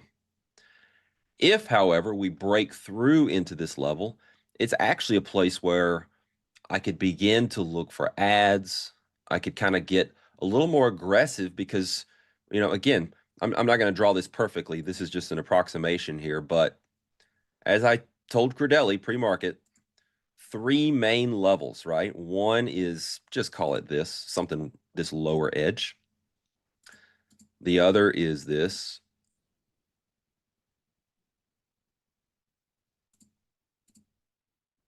And then the third is across the highs.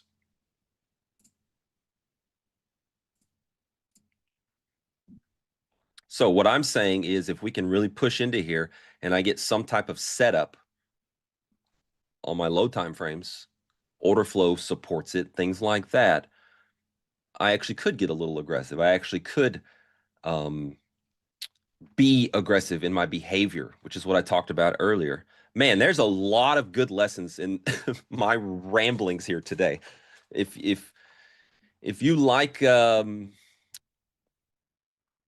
my style and if you like what you hear from me and whatnot, this is one I'm telling you, go back and listen to a few times. Go back and replay today's session. There's just a lot of good stuff for you in it.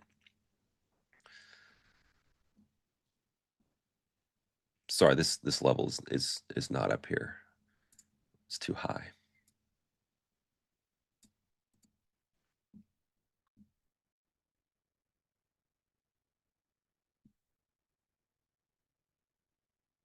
You can also check out our website, Apteros, APTEROS, apterostrading.com.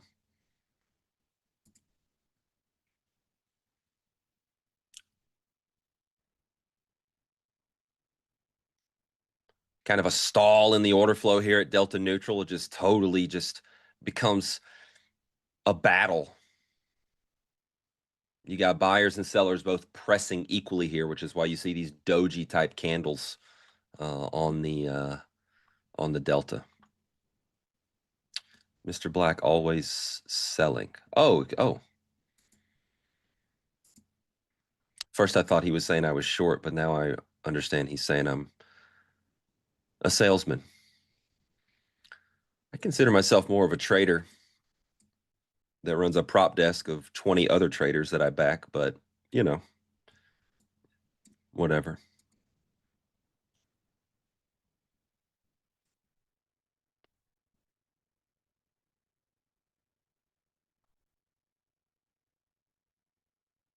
Does NinjaTrader have DVAs? You're looking at them, brother. Keith? This is DVA and this is NinjaTrader, my friend.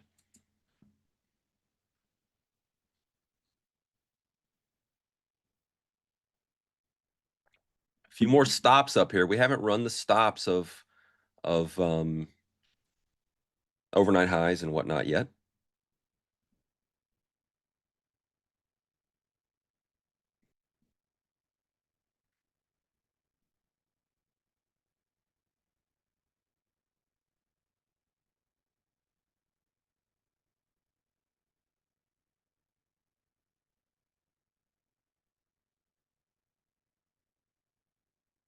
Occasionally over here, I have the stream up so I can watch the chat on a different monitor, and I'll catch my my picture, and I think there's an episode of Narcos on or something.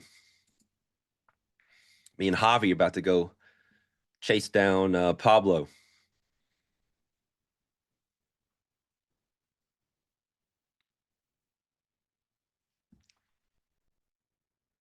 The linen shirt, the ball cap. I really do look like someone from Narcos right now, which I love. If you haven't watched the first couple seasons of Narcos, man, it's so good. I even love the that intro song. Dun, dun, dun, dun, dun, dun, dun. Soy un Ramón.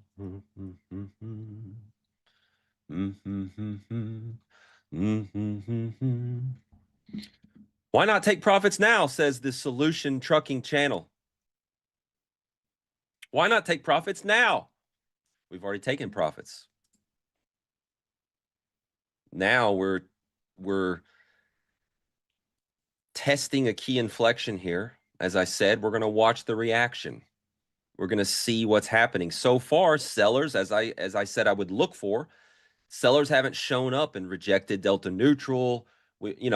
Look, the next thing that's going to happen in this market, I'd be willing to bet, is a down rotation. Okay? That's just normal. Look at where we've come from, as was our lesson last week, right? It makes sense this market would short-term rotate down. So let's see what the sellers have when they do that. Soy el fuego que arde en tu piel.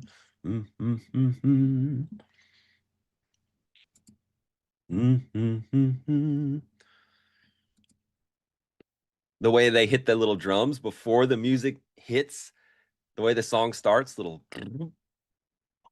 Oh, man. Might have to watch that series again. Midas VWAP. I hadn't heard that term in a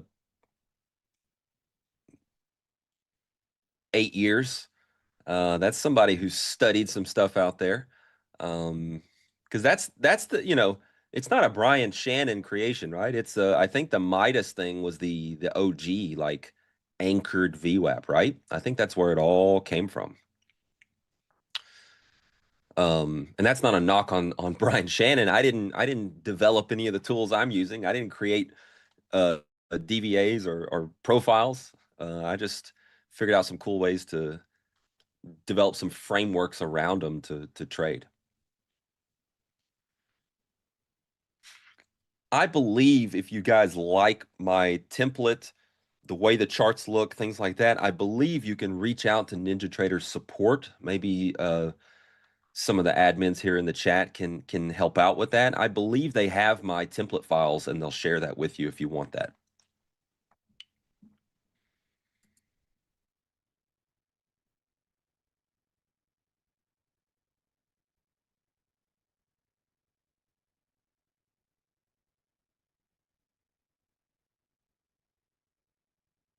All right, we still haven't seen the capitulation, the stop run.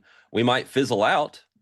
Buyers have certainly stopped overpowering sellers the past handful of candles. So let's see. There we go. They're starting to push. See the delta lifting? Let's watch this area up into the +2.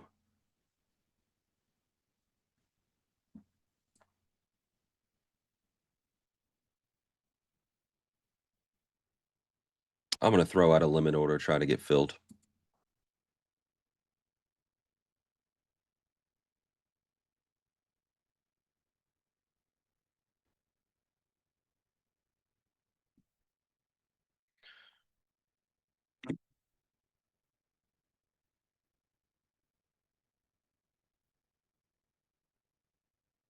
Estoy al fuego.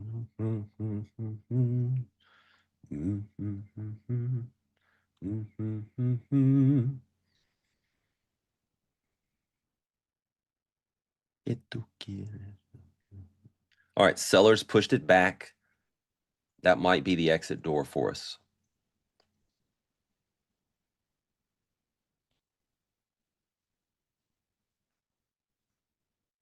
Let's see if they scare me out of the position, or if what they're doing right now is just drifting back up to the highs.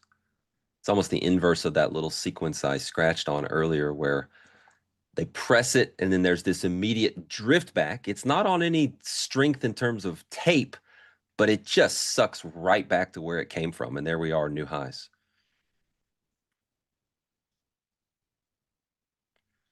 Careful, Con. We never know what they're gonna do.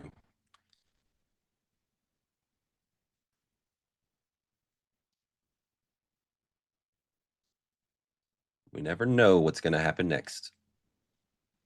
We can know what the market is attempting to do at any given time. We can trade what is. We can filter all that through a process for finding areas where we might get access to a trade idea and manage risk, but we never know what's going to happen next.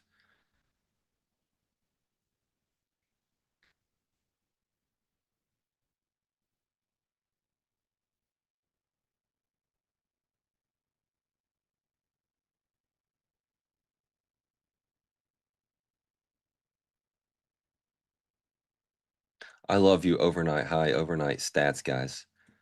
All right. Flat right there. Fantastic trade. We're like 5 ticks away from the overnight high, and somebody's letting us know that we're more likely to take the overnight high than the overnight low.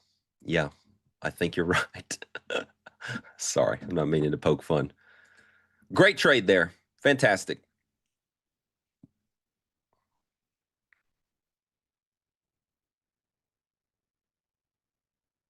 Looks like they shook us out. Yep. They shook us out right before the stop run. That's okay. My goal was to try to get that stop run and try to be kind of exiting into this move here. But I saw a little selling as we noted, and I said they're probably going to take us out, but then we drifted back up, and then the sellers pressed a little more again, and I said, not going to be a D for a T here. That's very important. One more lesson for you guys today. I'm tired of the lessons, but here's one more lesson. You're probably tired of them too. You need to handle a trade that's within close proximity to an area that you know, a target, right? You need to handle that trade very differently if you're handling it with any levels of discretion or making a decision about whether to continue to hold or whether to exit. You need to handle the ones that are very, very, very close to a target differently. There needs to be some level of clamping down on the trade, as I call it, essentially a tighter trail, something where if you don't like what you're seeing, you're not going to risk 100 points to make 5 ticks, right? It just doesn't make sense. Only on the extremes of that. I'm not don't tell me that because now, the trade's gone in your favor and your target is 100 points away and your stop is now 110 points away, that it no longer makes sense to be in the trade. That logic does not hold water. That does not work. But on the very, very extreme ends of that, a few ticks for 100 points, 1 tick versus 10 points, things like that. You want to clamp down on those trades and secure them when they get close.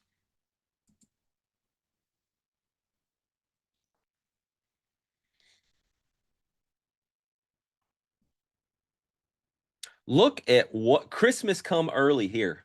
Look at what I got. Look at what I got. Not only this, but look at that. Signed copy. Fantastic. I haven't read it yet, but I'm really, really looking forward to reading Stephen's book. I got to have breakfast with him one time in London.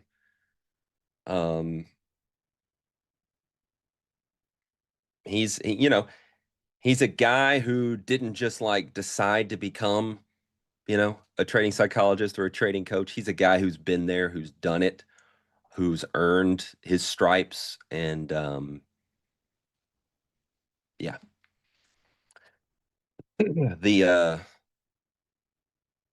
The first interview I did on his podcast is really, really good. Oh, nice, Rob. That's awesome. Lou read The Inner Game of Tennis this week. That's a good one. Excuse me. That's a good one. My favorite tennis book that works as a trading book is called The Truth About Winning. So The Inner Game of Tennis is good. It's especially good, I think, because the premise of it is really that whole like letting go of outcome thing and letting your body do what it's been trained to do rather than you getting all in your head, right? It's about getting out of the way. That could be a really good thing for like my style of trading, right? Discretionary, short term, those kind of things. But man, The Truth About Winning, that is a little paperback gem of a book.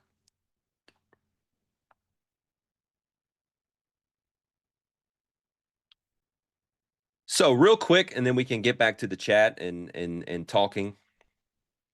Well, I can't pick Nadal or Djokovic. I have to pick my man Federer. I know he's retired now, but I was a Sampras guy and then a Federer guy. As soon as Federer came onto the scene, it's just elegance, class, his style of play, right? It's Nadal is like he's like a fighter, right? Huge respect for Nadal, class act, just a fantastic guy, family man. But the style of Federer was just, and Federer liked to get to the net more, and that was how I like to play tennis. For those of you who don't know, it was tennis was my life for many, many years growing up.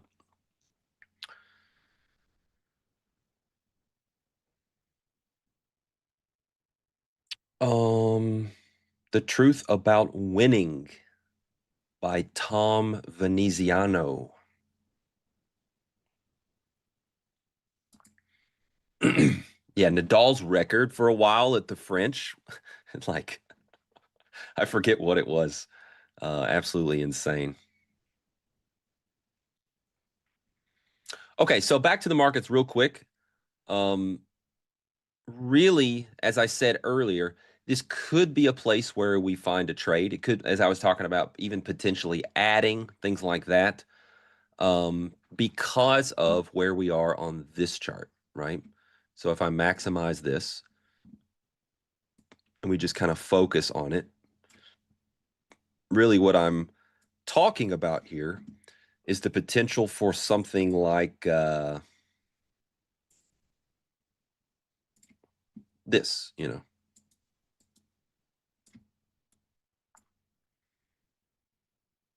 So that's going to take a while, right? I assume that if you look at these 30-minute candles, you know, sure, it could occur. And here's one more lesson for you guys if you're interested. A lot of times we will get a 30-minute candle that does this, and then maybe there's within the next candle, it trades all the way up to here, and then it comes and it retests this area really nicely, right? And so what does the candle end up looking like? Doesn't really matter. Let's just draw it like this. Doesn't matter. And the short-term trader is in the trade because they said that this has happened, right? Because we traded all the way up to this level and traded down to this level. So that's here to here. It happened within that candle. But what really happens a lot of times, and this is where you can gain some perspective on your short-term trading, is that this needs to happen.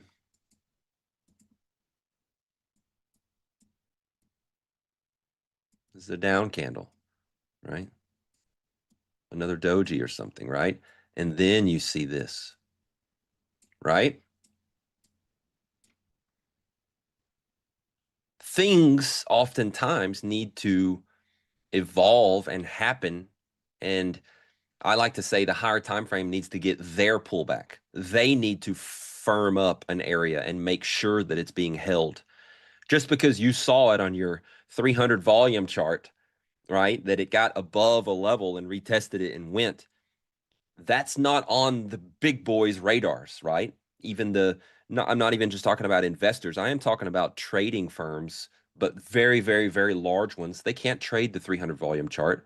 They have to trade 30-minute charts. They have to trade longer charts where they can get enough liquidity to move 5,000 contracts, right? So that's important for you to, because what happens is the trader who traded the short-term blip, all of a sudden they get stopped out and they think the trade's over and they're upset about it or whatever, and then it goes, and then they're chasing, and then they get stopped out. And all the while, that's still during this candle. And it actually needs to take an hour over the next 4 bars to set up. So be aware of that. That's one of the reasons why I like to keep up a 30-minute chart, is sometimes it can give me a little bit of a perspective on the larger rotations, the larger retest of structural areas and pullbacks, and how time is unfolding for a move. Dear Lord, what's going on here? Oof, we got it back. Sometimes parallels can be a little sketchy. It's been pretty good though.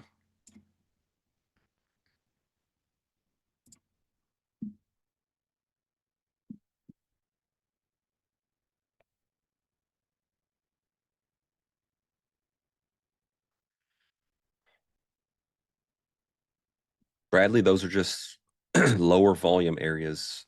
If you were to make a bigger kind of composite profile of last week, multiple days, things like that, you have low volume around 21,100.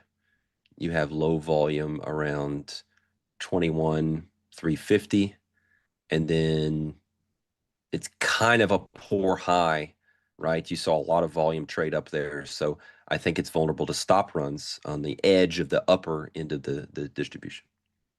Bradley says LVNs. Shut up. I got it. I know what LVNs are, Merritt. Good.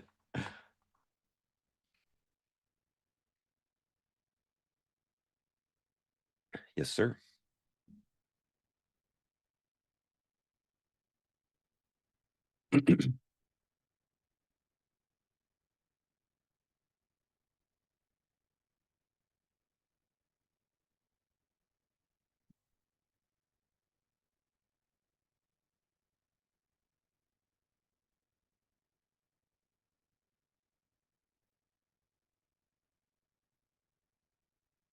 Well, what else should we talk about?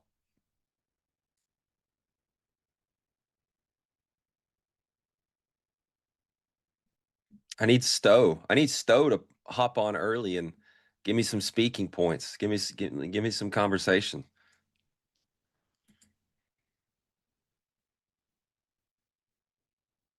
I think that was last week where we were both on, yeah, at the same time for a little while.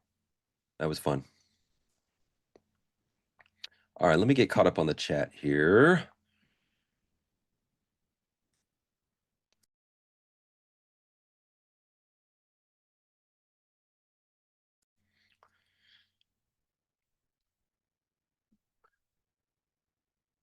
Jeff letting his trade run. Good for you.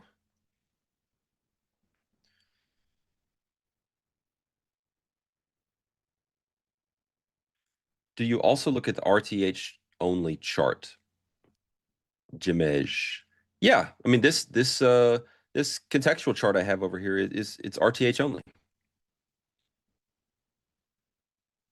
This guy right here.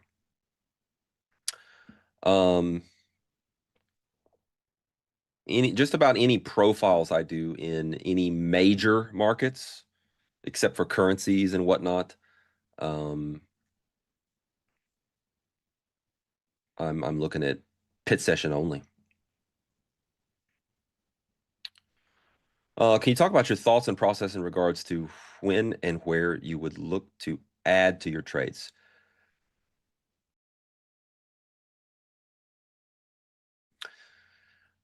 Ads are, first and foremost, they're rare for me. It's not something that's like a part of my daily routine. Ads are fairly rare. You may have been skewed, over the past, I think this is the 10th stream that I've done over the past 10 weeks. And you've seen me scalp in a lot of high volatility conditions. And a couple times I added when I was looking for like some stop runs and I was able to get real tight little momentum ads, as I call them.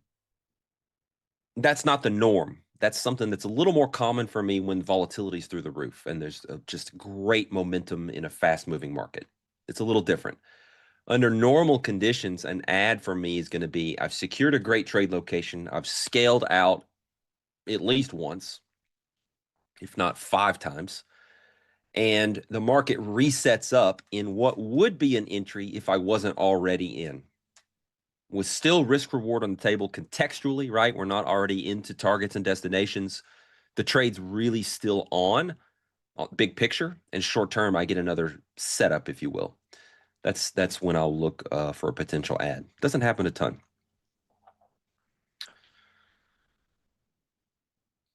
When should the VWAP start for NQ, in your opinion? There's not one that's better than the other. I think it makes sense to start it where there are cycles of trading that starts, right? So that could be Globex open. That could be pit session open. You could use an anchored VWAP from a key inflection where something started, but you want to measure the VWAP calculation from a moment of something that started, something that happened. You just want to throw it in a random area.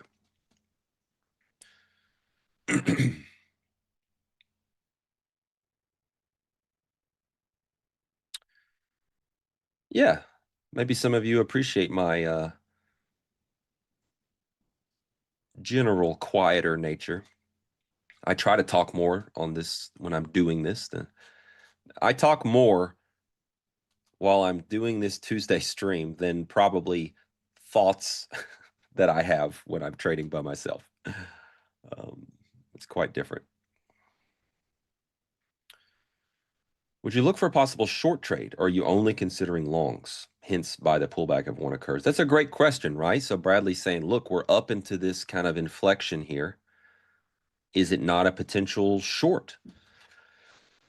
For me, it's not because of even bigger context beyond these LVNs. These LVNs are almost more medium-term trade locations within an even bigger picture context of this market trying to reach destinations on a yearly time frame up into 21,700s.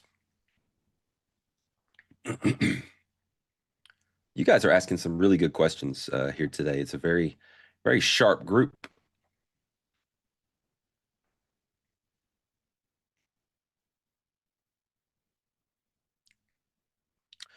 Merritt, what's it like working with a trading psychologist? What is it like? Well, sometimes it forces you to do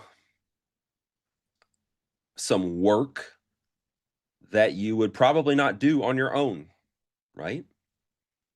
It's not easiest for us to look objectively at ourselves and make some of those discoveries and get an outside opinion from an objective observer on that and treat ourselves in the same way, or to learn that that's the way to treat ourselves and to observe ourselves. You know, my main experience with that was from Dr. Steenbarger. So I would also say it's very uplifting.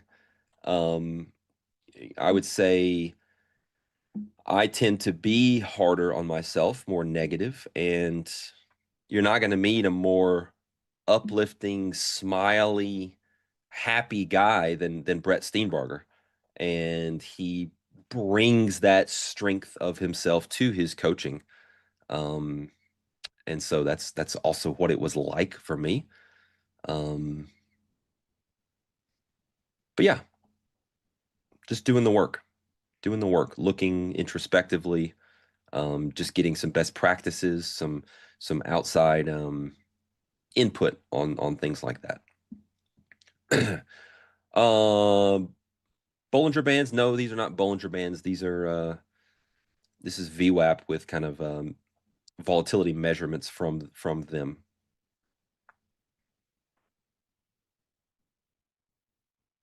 Have you ever looked into GEX levels? No, I'm not trying to cast any shade or anything, but I don't know.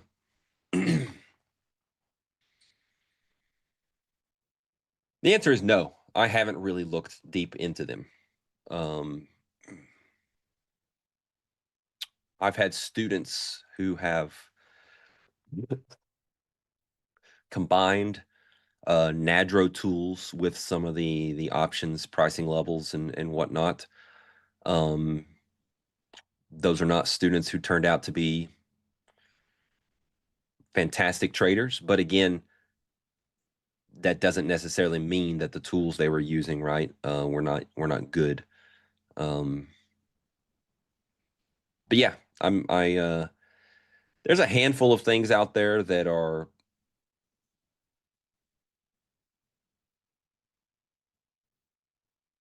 yeah, I mean, it comes from the word gamma, so I assume it's g.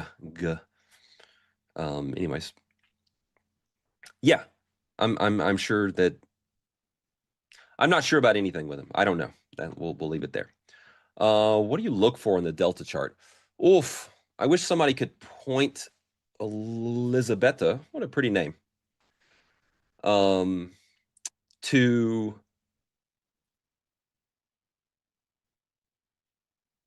a past stream. I can't remember how many weeks ago it was, but I took some substantial time and went through how I use Delta. I drew a bunch of diagrams and things like that.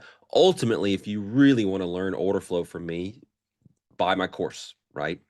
If you want to scalp and really, really, really get in the weeds with order flow, then get the scalping course. If you want to learn pretty deep dive into order flow, but focus more on intraday trading, but a little bit slower rather than scalping. You really want to kind of like find the best trade locations and hold positions for, a couple hours or whatever, then the NADRO course. Or if you want to swing trade, then the NADRO course. But to give you something here today, real quickly, I just don't want to rehash a bunch of stuff that most of you have already heard. I look at the strength and the weakness, right? Are the buyers, right, lifting offers aggressively on a net basis compared to how many sellers are slamming bids, right? And that's what the delta shows us in a graphical way. And so we can see what's, you know, this is, as we talked about, or didn't talk, I talked about after the fact. I was talking with Crudele. I was long from here. This market was heading higher nicely. Price delta was not. The tape was not strong there, right? And so I'm sitting there talking to Crudele and scaling out of this position and into this area because the buyers were weak. I'm always looking at between the buyers and sellers, who is strong, who is weak, what's going on. And if you learn to read that relative to price movement, you can really glean a lot from under the hood order flow of a market and what's going on. It doesn't work beautifully for all markets. A lot of the currencies, a lot of things like that. And I think that's because you have a lot of trade off of the futures exchange and a lot of synthetic flows and different things onto futures as hedges and things. Not that you don't have that in equities and different things, but it just doesn't work as well. That's why I think it doesn't work as well.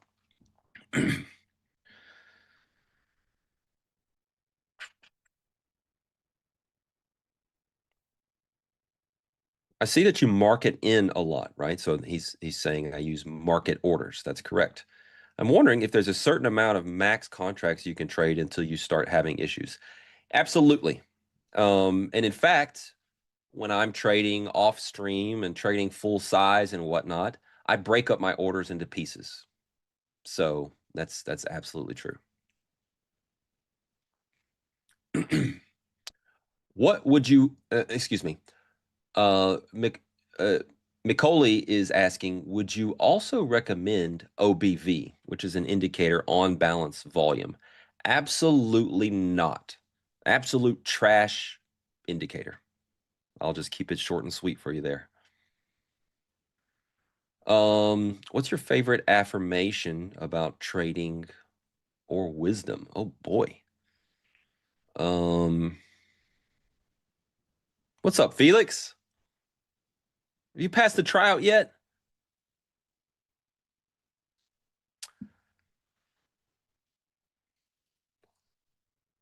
I mean, first off, I don't have a favorite affirmation. The one that comes to mind is one that's almost become like a Merritt phrase, which is my process is a better trader than I am. And that's a deep, deep, deep statement. It connects with so many things that are super, super important.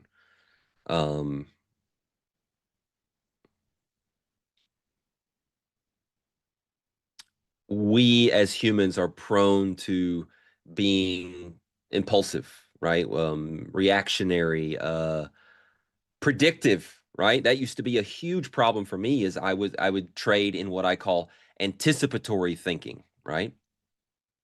I think this is going to happen, so I'm going to go ahead and do that. Well, trade what is, right? Right? And if you want to trade what is, then you might as well have a process for stepping through and figuring out what is so that you can trade what is. My process is a better trader than I am. I might have all kinds of harebrained ideas. I might see a headline. I might see a tweet. I might see something you guys say in the chat. I might get, whatever. And I am not as good of a trader as my process is. So that's a really big affirmation for me, and it's helped me through a lot. Okay, so we have a challenge here. Felix wants to play tennis, and if he beats me, we give him a seat on the desk. What do I get if I win? And if you could, honestly, what has been, let's say, your highest, Michael? Michael is one of, Michael and Felix were in an advanced group mentoring class together, so they're they're buddies. If you are aware, I know you're not American, so you may not have this, but what would your USTA rating be, right? Like the best I was, I was a good 4.5. What about you? Oh, I shouldn't have told him mine first. Play your cards closer to your chest, Merritt. I've never been very good at that.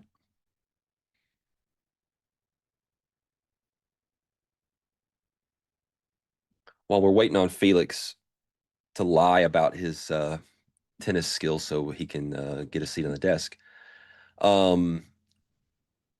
what have we seen on the tape here? What have we seen since the exiting of the trade around in here? Well, it's a grind. It's an elevated grind into kind of the +2 area, but it's kind of a battle. It's kind of a flatline delta here, right? So delta's not really gone anywhere since this last push into this like final stop run into the +2. So a little bit of sideways behavior, both in terms of delta and price, but nothing super interesting. 4.501. Oh man. So that tells me he doesn't even know what he's talking about. He's just saying a 1,000th place decimal point better than me. That's funny.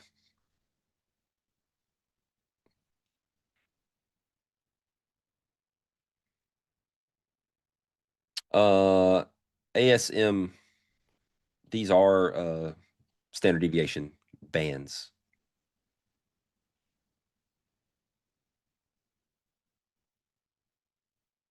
The thing is, though, is I'm a golfer now.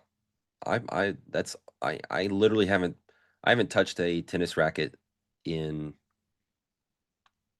at least a year. Have not touched one.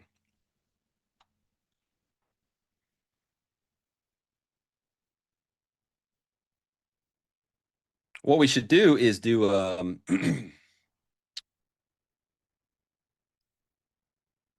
multiple sport, right? We'll play tennis and golf, and we'll come up with like a point system. I'm a single-digit golfer. I have been as low as a 3 handicap, which is quite good. I'm currently a 7 because I'm coming out of a slump, but I'm starting to find a little something. I played a couple times recently. I shot like a 78. So I'm a decent golfer. It's great to see Tanya on the list. So we got me, Crudele, Tanya, Kane, Pax.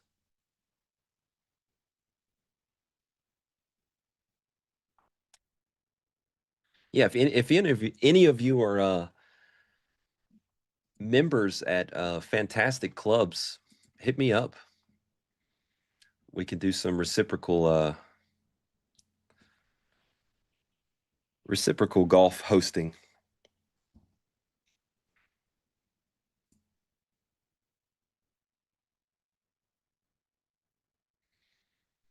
I'm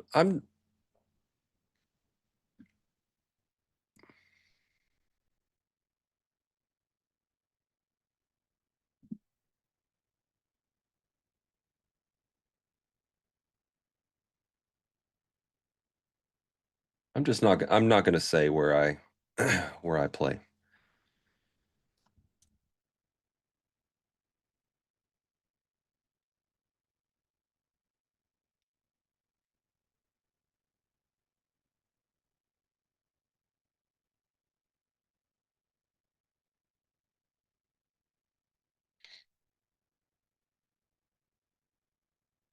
Are you really a handicapped golfer, Larry? I saw one time. I had a guy in front of me who did the whole play literally from a wheelchair one time. It was incredible to watch. Teeing the ball up was so difficult. But the guy had a great swing. It was cool.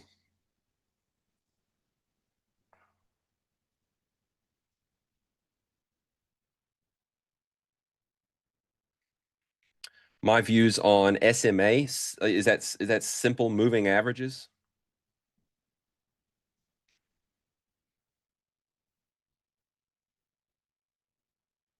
Piyush?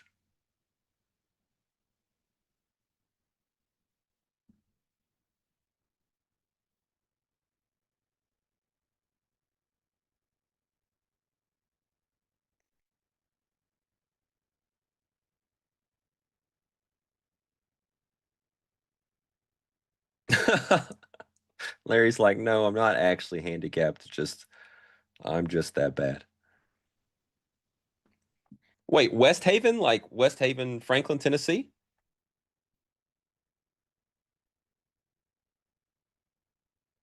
Yeah, I live not too far. It'd probably take me 15 minutes to get to West Haven. I live in Franklin.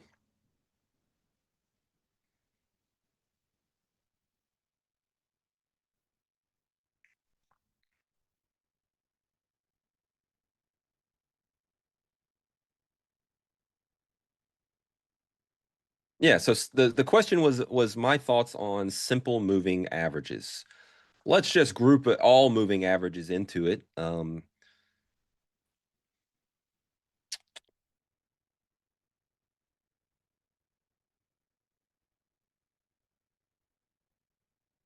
People tend to think that their moving averages are best, right?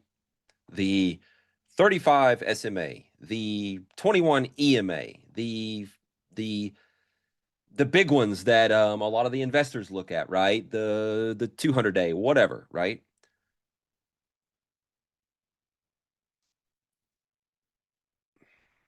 There is nothing, and there cannot be anything. There we go. Ferris coming in. 5 minutes. The 9 EMA is the best. Okay. There is no edge on the 9 EMA on a 5-minute chart. There is no edge.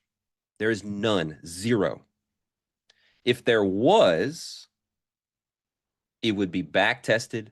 It would be found and mined out by itself, clarifies Matt, and I totally agree. And I'm going to get to the positives of SMAs, right, or whatever. But I'm going to start with the addressing the negative. It would be quanted out to death if it existed, right? So we can all agree here. There is no edge in any moving average. Otherwise, I would have found it from my laptop in college, from my back testing and whatnot that I was doing as like an amateur. However, and it looks like Jeff might be saying the same thing that I'm about to say here. Moving averages can be a nice little framework for you to just get a sense of where we are within the ebb and the flow and how extended a move is versus a retracement back into it. And you can get a sense of that. So it can help people rather than just price being on a blank chart. It can help give you a home base for movement, for speed of movement. So it can show you some things that you might not otherwise grasp. For me, I started out with some moving averages when I was a very, very, very, very beginner. And then after I got kind of my 10,000 hours, I dropped the moving averages because I didn't need them anymore. If you were to tell me, Merritt, where's the 9 EMA on this chart right here? And I haven't looked at an EMA in over a decade. Okay. It would be right here, right here. Maybe it touched it right there.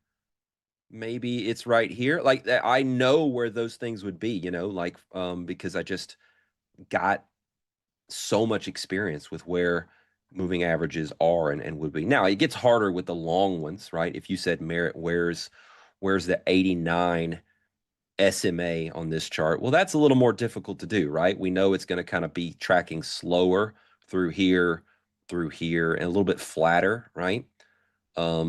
So anyways, the point is that number one, there's no magic indicator at all, including moving averages, that are just going to give you edge, but they can be a nice framework for you to, again, have that sense of home base, where's extended, where's not, things like that.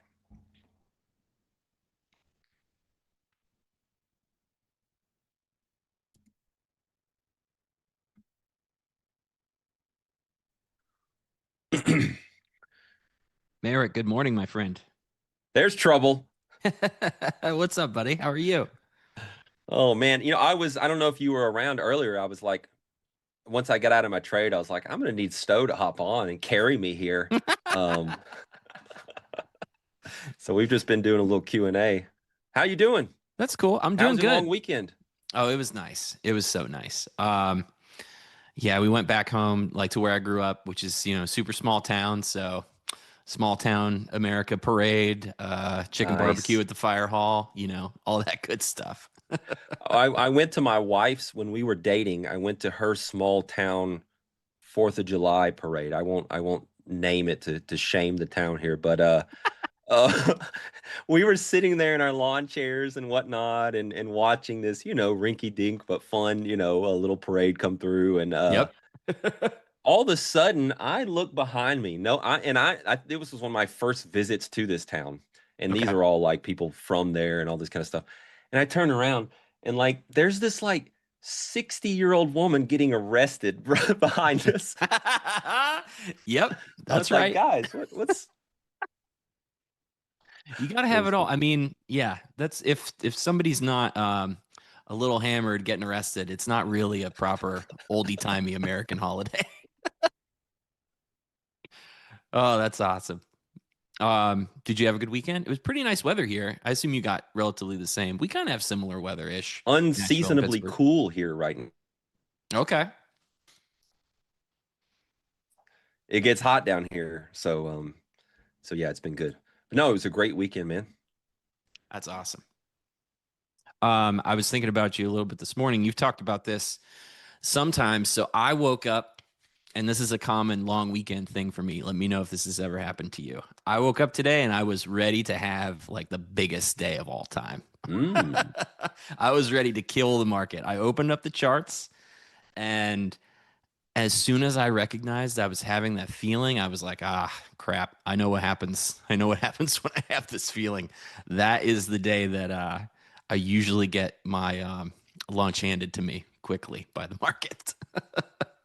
Well, it sounds like the most important thing that could happen during that sequence happened, which is the self-awareness component, that component of, I've seen this play out before, and I now have a couple notches on my belt to where I can actually back off, right?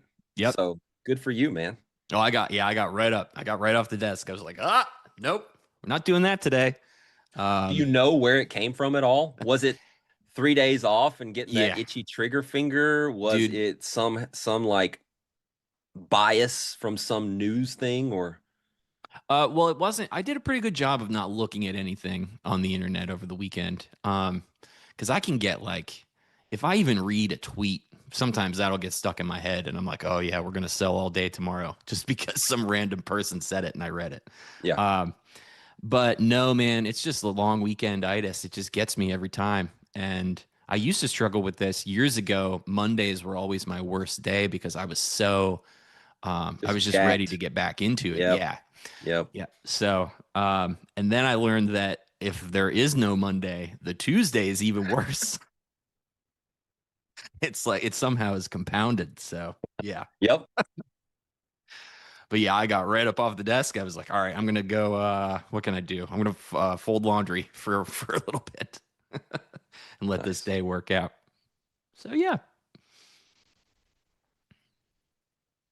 Well, hopefully the market opens up a little bit for you here. It's kind of gone a little stagnant after this, what has been pretty good movement so far.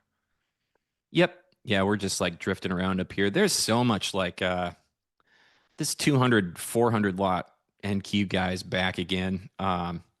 Keeps pulling orders up.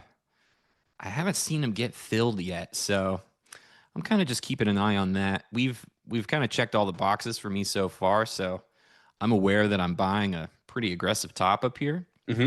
But yeah, I just got in 2 lots and then got one off for a scale just to see if this is if we're gonna trend into the Europe close or if we're gonna pull back and then I can get a more respectable normal person entry somewhere down here. back Well, where that's the thing. Like for those of you watching what he's talking about at home, if you get to a certain level of skill in your trading, especially as a shorter term, like scalpier trader, like Stowe and I are very often, you can get away with some compromise, as I like to use. That's my favorite word for it. You take a little compromise in a trade location, in an area where it's worth a trade for you, but you understand the context of, look, a deeper pullback is likely, right? It could easily happen. And then I can look for kind of the real trade from there. But you're good enough and you can manage risk enough and you never compromise on that. Yeah. And you can take some partial profits. You can just get away with some of those things. But it takes time, I would say, to the more beginner trader. Those are the type of trades you need to just say, no, that's not a trade for me. I need to demand excellence from the trading and not make compromise. And trust me, it's the pot calling the kettle black here from where I came from as a trader. And that's like a pun with your last name too. Yeah, exactly. Sick dad joke, Merritt. That was good. Oh, that's great. No, I agree. Earn the right to do stuff like that, I think, is the simple message over time. Yep, absolutely. And it's like, yeah, I struggle with this too because it's easy to hindsight. Like, what if this gets stopped out? If this breaks back under the overnight high and stops me out, it'll be easy to hindsight that this was a very aggressive ad. But you still don't know what's going to happen until it happens. That's right. Yeah. So I started to get a little more comfortable just doing aggressive stuff like this and but yeah, you have to be contextually aware that you're probably going to get stopped because you are being very aggressive up here. When I run through the Rolodex of Stowe trades that I've seen, I can think of many times where you've been in similar positions to this and they've trended and they've worked really well. So I know it's something that you're good at identifying.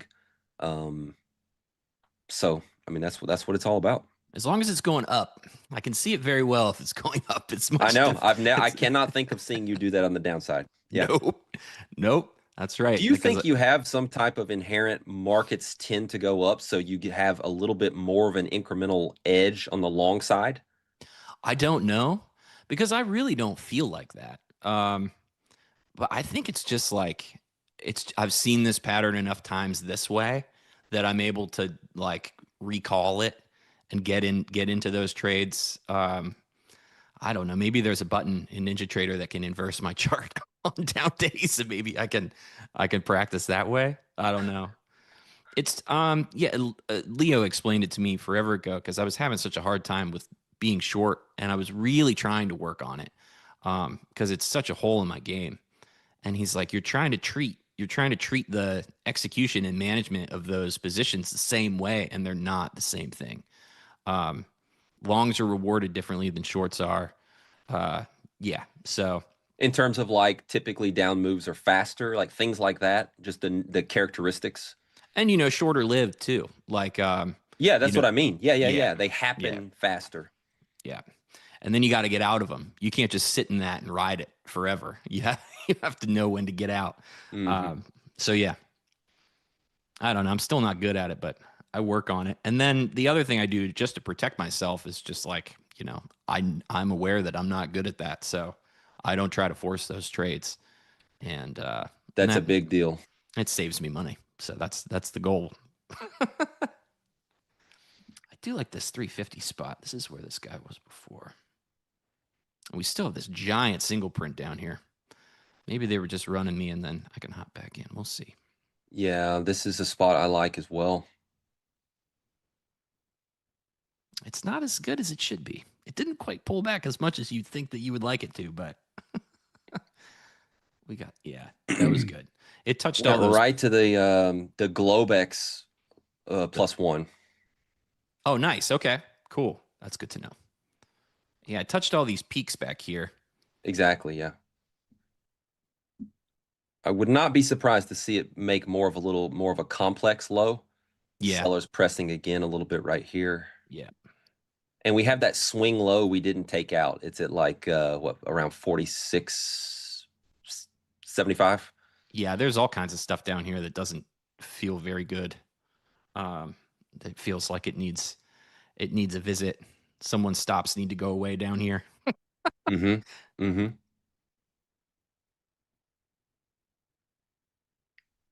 Yeah, we'll try it. Cool, man. Well, I'm out of here. I've got Okay. Another meeting to hop into, but Let's go. You do anything fun? Gonna go golfing? That's my plan today. I'm gonna try to get to the driving range. I got some stuff I got to figure out. oh, I did. Okay, so we can add you to the list of golfers that Oh, please do. Yeah. are on the. Okay, sweet. Yeah. What happened is, so I golfed in high school, and Okay. I loved it. That's also what all the bad kids did, because you get a couple holes out, and everybody's like, all right, I got 2 cigarettes, I got half a can of Copenhagen.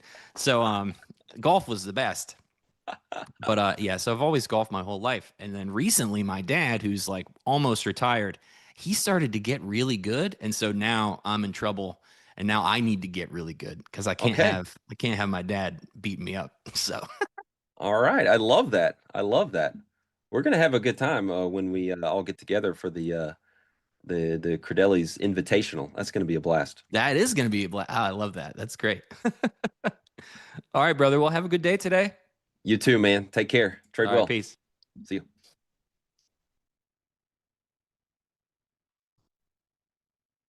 All right, chat. Hello. Good morning. How is it going?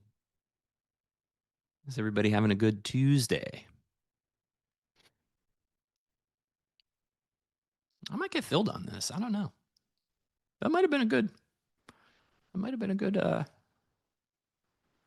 have been a good ad. It was definitely not as low as I wanted it to be, but what are you gonna do? Hey, morning, Tracy.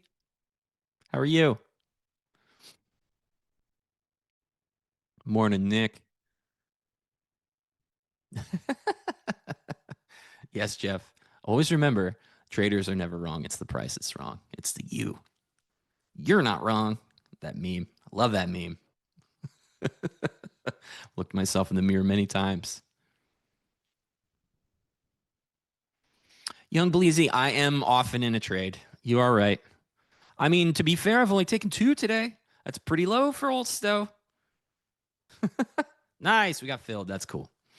Yeah, so like I told Merritt, I woke up and was so raring to go that I freaked myself out because I know what happens when I get really stoked to trade, and it's usually bad.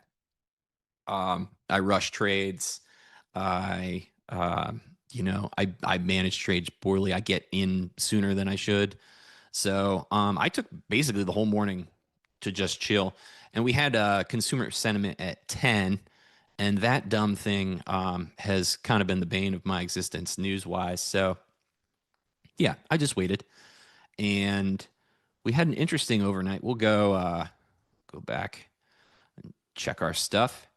So we're kind of coming off. Yeah, I mean, we didn't trade yesterday. So let's talk about lots of stuff. So Sunday open. This is our Sunday open back here. I don't know if anybody played this. I did. I always watch the Sunday open. I don't care if it's a holiday. I find that sometimes there are incredible trade setups in the Sunday open for me. And pretty much all that I look for in the Sunday open is it acting like RTH or is it acting like Globex? And what I mean by that is it's just like a pace. You can call it market pulse, you can call it vibes, but because I stare at volume candles all day, every day, I'm used to a certain pace of the candles. And that's also why I use volume candle bars, so that I can, have that feel. And then if it slows down or if it speeds up, you know that something is changing, and that gives you, a little, it's like a little light bulb. It's just like ding, something might be going on. So Sunday open, it's Memorial Day weekend. I'm hanging out. Hot dogs are literally cooking while I come in and check this. And yeah, we just shoot straight out of the weekly open, which I think is right here. 978. Let me check. It's so far down now.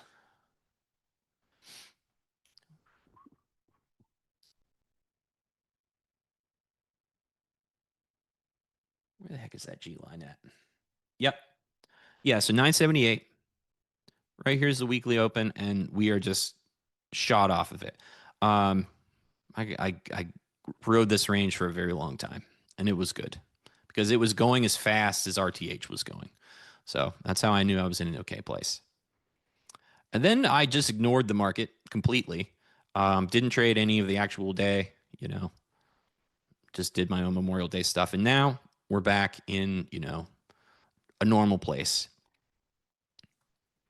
So we can check our overnight and go from there. So this is our 30-second European opening range. As you can see, pretty clear pivot. Europe quite long off of that.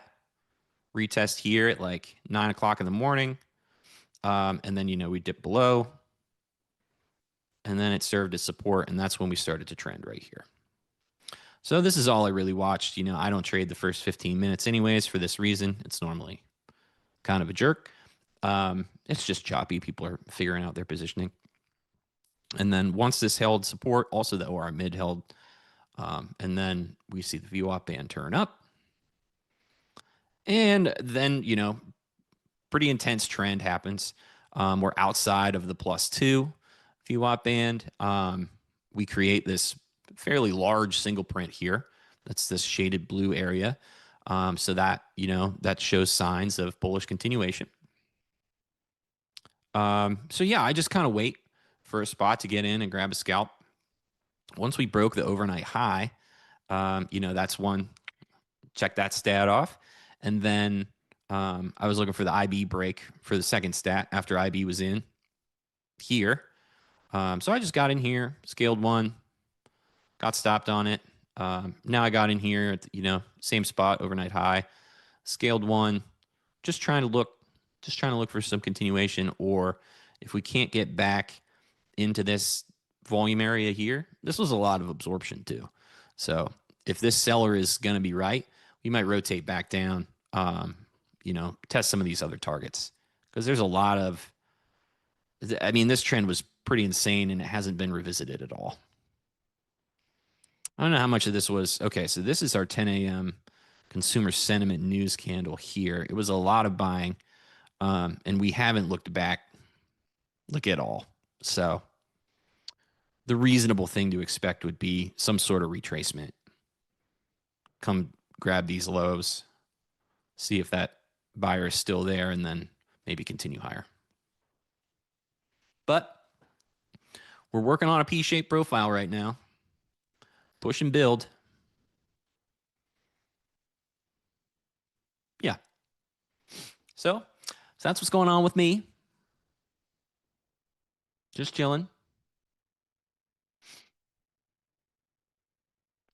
ASM asks, hey, Stowe, could you please walk through your MGIs and your current trade?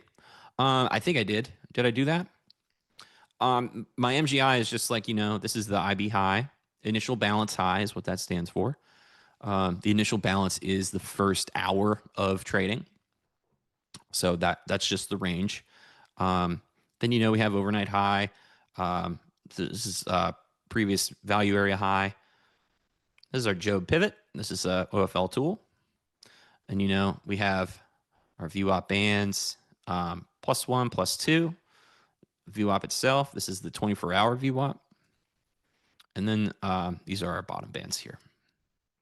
And then, yeah, this is just MGI I have on my chart. Weekly VWAP, OR low, IB low. Pretty self-explanatory. Good morning, Juan. Good morning, buddy. Piyush, I don't really have I don't have a YouTube that, number one, I don't have one. But you can just watch this for my trading methodology, probably. I don't know. I think I explained it on here. I hope so. I really hope so. If I'm not, then I'm screwing up. But mostly what I do is, I guess, how would I describe my methodology? I don't know if anybody's ever asked me that before. Yeah, mostly I just look for, spots where I can catch continuation if the market is trending, or I can, catch consolidation if it's consolidating. And, I use delta for my entries, as well as the time and sales, which is also called the tape. And mostly what I try to do is, scalp 10, 15 points and, get out of there.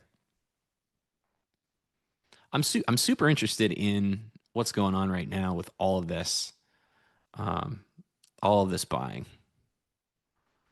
If we're going to reject this, but I mean, it looks like they're just plowing through it. So maybe that was our pullback, and then we continue higher. So I'm holding this one here, see if I can get back inside of the upper band and see some reaction off of this absorption before I get out of it. Because I mean, the bid is pretty stacked up right now.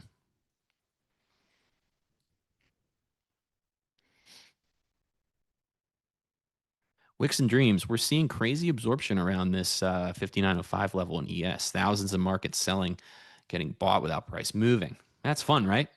Isn't that fun when you see an iceberg in real time? Oh yeah, I see there's a pretty big guy at 59.0 at 950 there. 975. Is he moving up?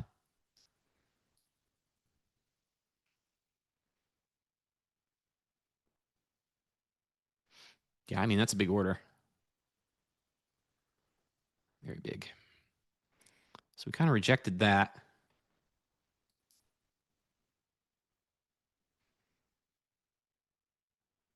Oh, also, good news. I got my cash account sorted, so we are trading cash today, baby.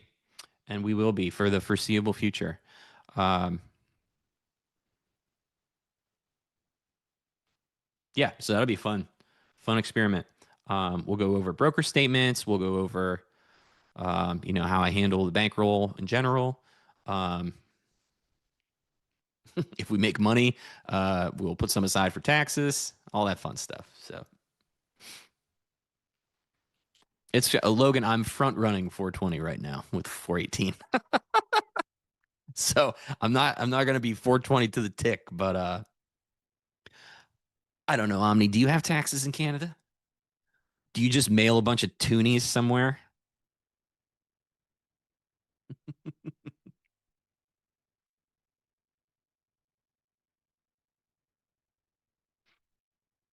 Dallin says, "Hey Sto, I've been using the OFL freemium tools and been loving them. Can you explain how you personally would use the tape reader?" Yeah. Yeah, so I love the tape reader. I don't have it on this screen, but I use it all the time. What the tape reader is for is, I mean, I use it to see like who is dominating in control for. I don't use the short term one. I use the long one. And then I'm just looking at, in general, the whole day. Has buying been dominant? Or, if it's above, I also put lines on mine. If it's above the threshold of 4 or below the threshold of 4, I consider that to be an extreme in the oscillator. And so I watch for that. I try not to enter against that momentum. So if the tape reader is very red and I'm below that threshold of 4, I'm really not looking at a long there. I want to see, and then vice versa also. Not that I'm really ever looking for shorts anyway, but you know what I mean. If the tape reader is super hot and above the threshold of 4, then I don't mess with that either. I just let it be, and I don't short. That's it. So it's a good, like, pretty much at all of these tools and everything that I do as part of my process is just like ways to make sure that I don't do anything stupid. And sometimes it works, and sometimes it doesn't work. And if you find yourself doing something stupid, then maybe you need to make a new, rule, add something to your checklist to make sure that, you keep yourself in check. But it's just something you pick up on, over time. Just like me noticing that I was too excited to trade today. I just know myself, you got to be, if you're honest with yourself and you're able to, if you're honest with yourself and able to like give yourself real critical feedback, you'll just start to pick up those patterns too. It's just like, it's the same as a trade setup, except it's like a personality setup, if that makes any sense. Yeah, Jeff, the 420 level is it likes to mess with me.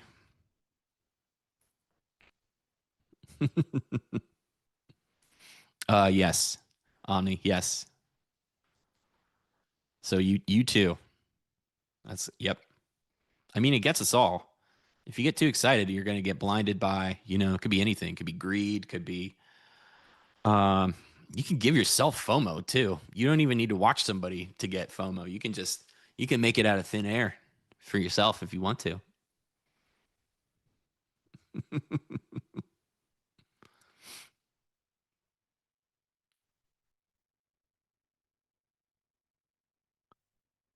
What else do we have here? Anything else? Anything else fun, chat? Did everybody have a cool weekend? What did everybody do? Did anybody see any cool fireworks? Our fireworks got canceled. Oh, thanks, Mark.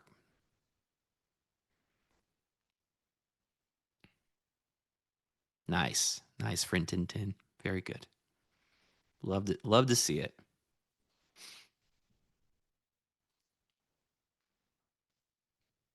That's a pretty big sweep. Let's see if they get anywhere. They've been trying. I mean, this is like, there's a ton of buying up here, and they're not getting anywhere. But it's not going lower. So this is just like, we're just stuck here waiting on a decision. We got 13 minutes left until the turn. So just taking her easy. Alejandro. The number one, it's Tuesday. There's no need for caps yet. You don't have to yell at me. I can hear you. What means? So the bars are colored based on the dominance of the delta inside of those bars. The lighter the shade of blue, the higher the positive delta, and then the more intense the shade of red, the more intense the negative delta is.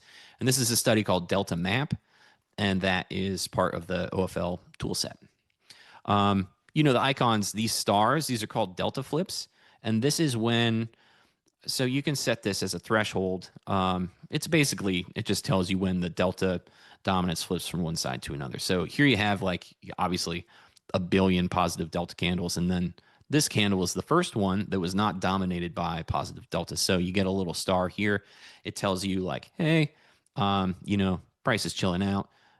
This might be a pullback. This might be, a reversal. It all depends on the context of the day. You can't just take these.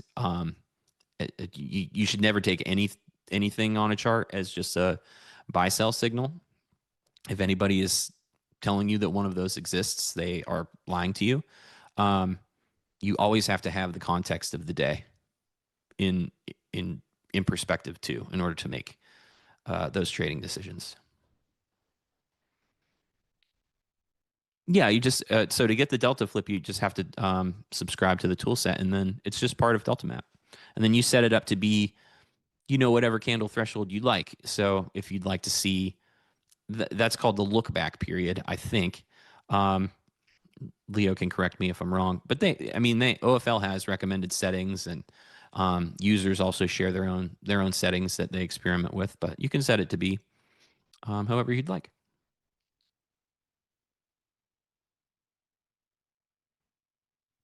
Looks like we're breaking the IB here. 420 inbound. At this pace, is going to take the whole rest of the show to get there. It's going quite slow.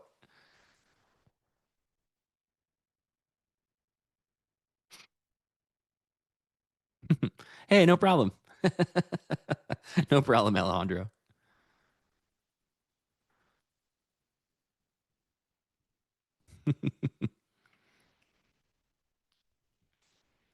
Did that fit? The 975 got back off? I don't know. Let me see.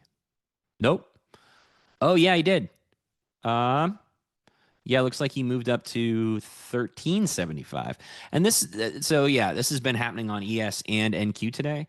There will be resting orders on the book, and then they get pulled up higher. The NQ guy is now at 399 with 407 lots and 206 at 99.75. Does that mean anything? No, not really. But it's curious to me if price continues to go higher. They're not trying to get filled up here, so I guess it's like a passive active seller, a passive aggressive active seller. I don't think it's spoofing, Jeff. I don't subscribe to that exists in the nefarious way that some people say that it does. Who knows? I don't. That's way above my pay grade.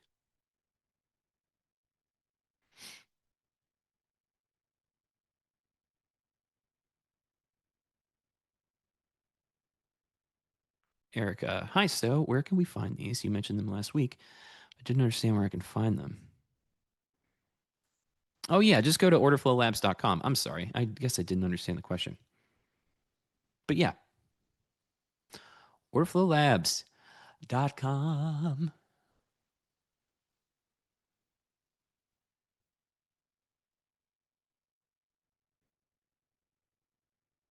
Yeah, I agree. The liquidity chase is definitely a thing. I just try not to. It's just for my own sanity. I try not to read into anything too much, because if I start wondering about the why, like, why is this happening? If I start rabbit hunting the why, then that also doesn't end well. That's the same as me being tired, or the same as me being too excited, or it's just not a good idea. I'm not stoked that we rejected IB like that. That sucks.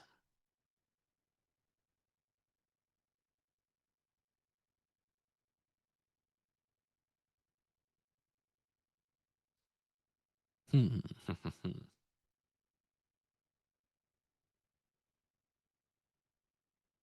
look at this high. My goodness. Gross. Disgusts me. Yep.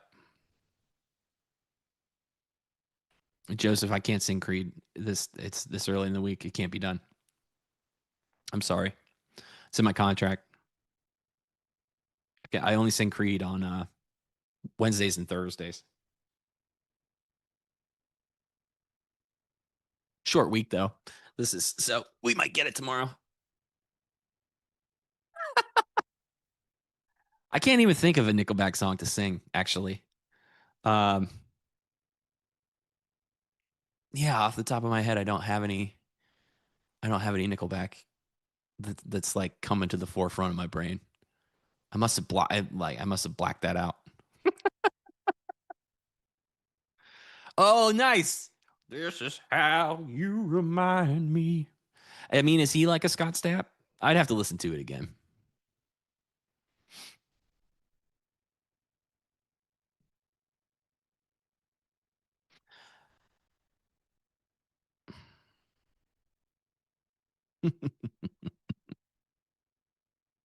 Oh, Photograph too. Okay, nice. Is that the same?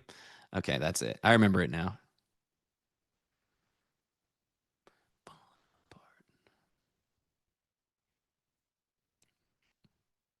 Hey, thanks, Larry.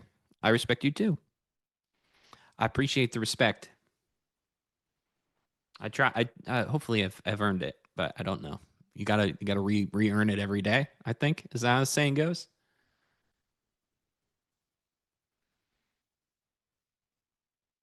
Come on, you turkeys,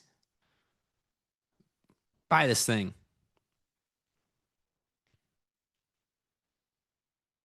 Yeah, trying. It's pretty good.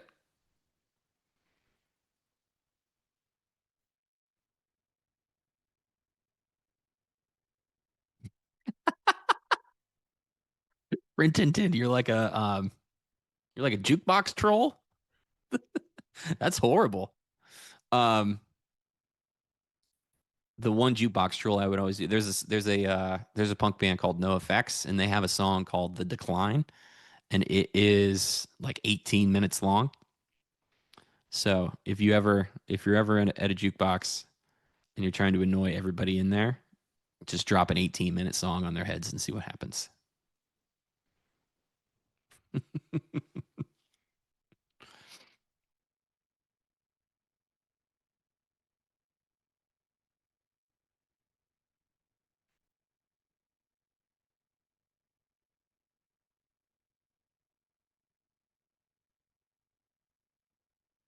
These little tiny dots.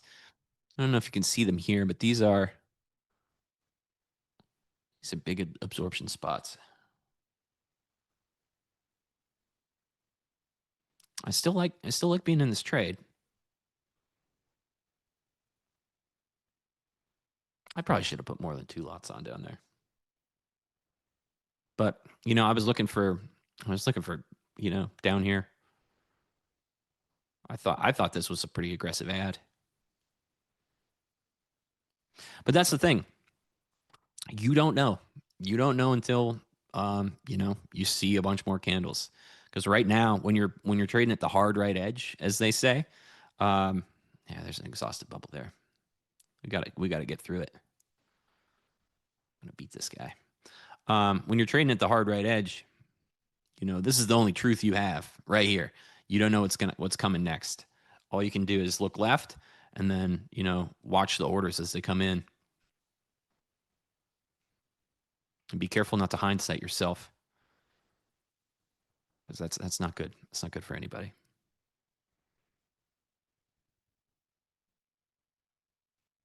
I can eat either kind of peanut butter. My girls prefer it smooth, so there's not really any crunchy peanut butter that like makes an appearance around here. So I guess I don't really have the opportunity to eat crunchy peanut butter. I also don't really eat peanut butter.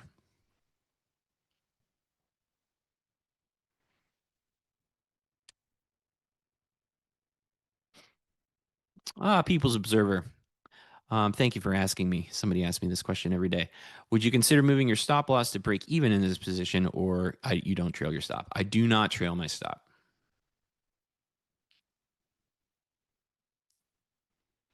I'm actually pretty happy with this entry. So the logic there is this is where my stop should be for this trade.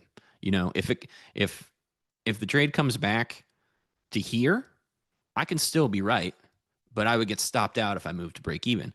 If the trade comes back here, I'm wrong because I know I'm wrong, and this is where I want it to be wrong. I actually got a pretty good entry right here. So, and we've already retested it once. So no, I don't want to move it. Like we're pushing above the IB. I missed it. Did that 800 lot guy get filled, or does he not exist? Oh yeah, that's a push. Really stacking the bid now.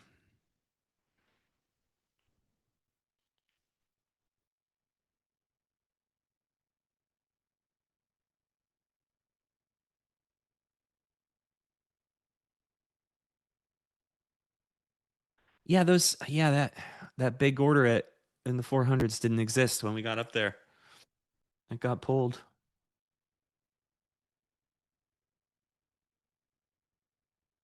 But a bunch of offers still stacking on right here. Europe closes in 30 seconds.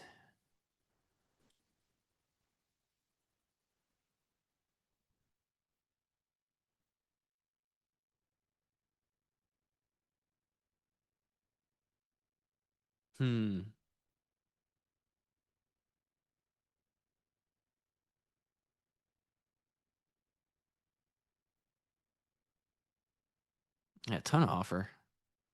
Once 400 hit.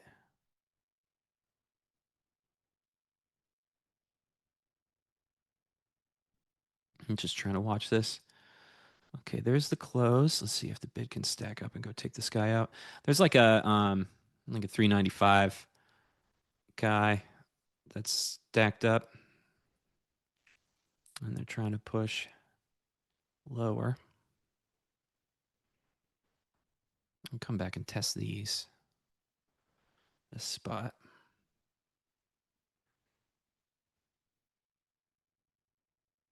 Let's see what the 80 guy wants to do.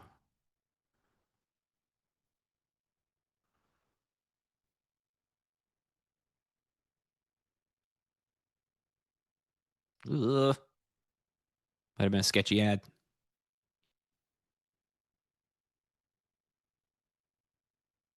We'll see. We will see.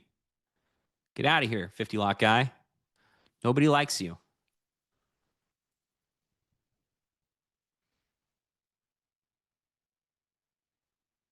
Come on.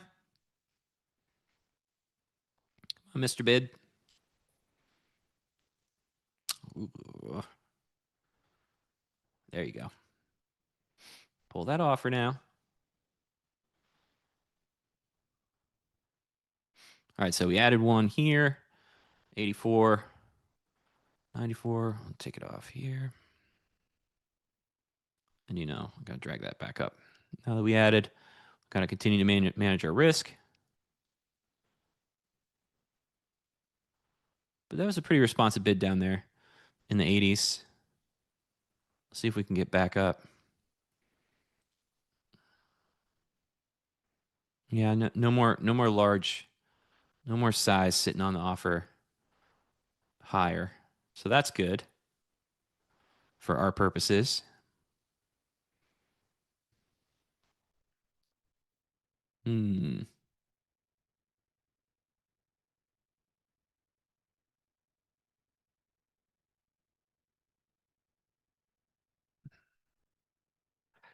This is a lot of selling, though. I mean, this is bright red. I'm trying to get something done.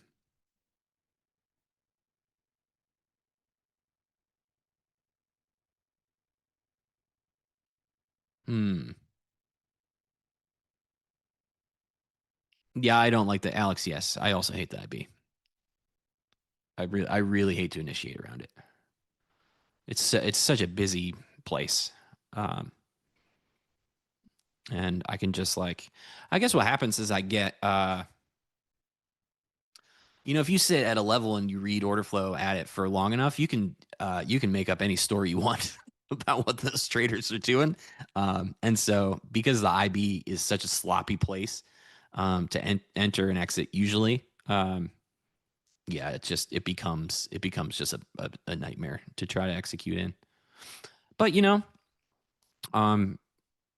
it wasn't just the IB. Like all these highs, these exhaustive highs, once we broke them, came back and test, and then we're still in the +1 band here. So it's a decent ad spot for me. I don't know if it's going to work because someone is selling the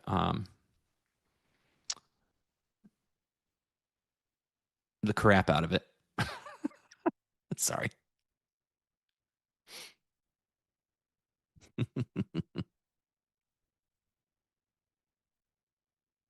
Yes, Mark. You can always blame. You can always blame the Europe close. You can always blame whatever you want. Actually, it's important as a trader to have as many excuses at your disposal as humanly possible. That's kind of my rule. Was it a mistake? Well, I could find an excuse for it.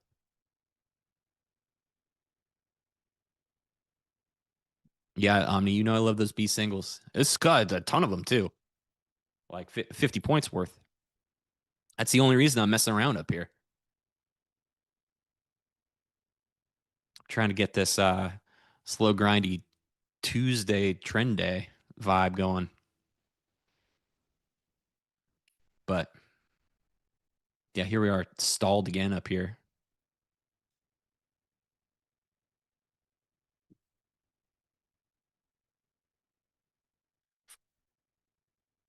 So I don't know.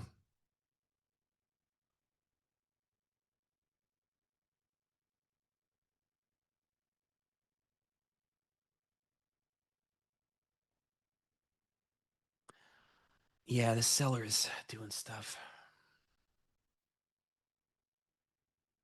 That's a lot of offer.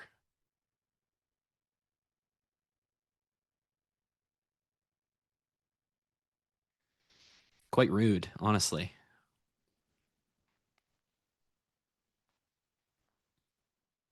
This is what I mean with the IB, right? It's just like, it's a freaking mess. Like, get me away from this dumb thing.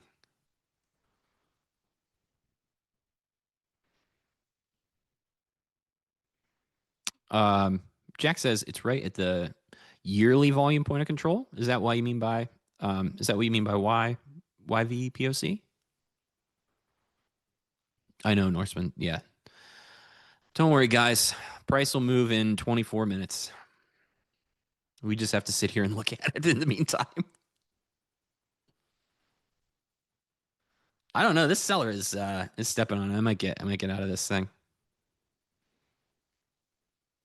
And try to protect those profits from my first position.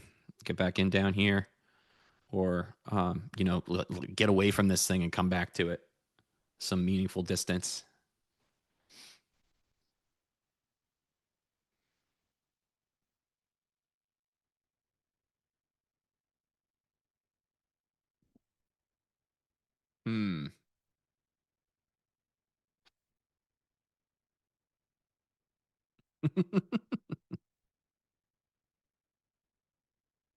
You guys know the market makers watch the stream and make sure that price doesn't move until we're off. That's actually a good trade setup. You just have to right when I say goodbye, that's when you have to hit the green button. 60% of the time it works every time.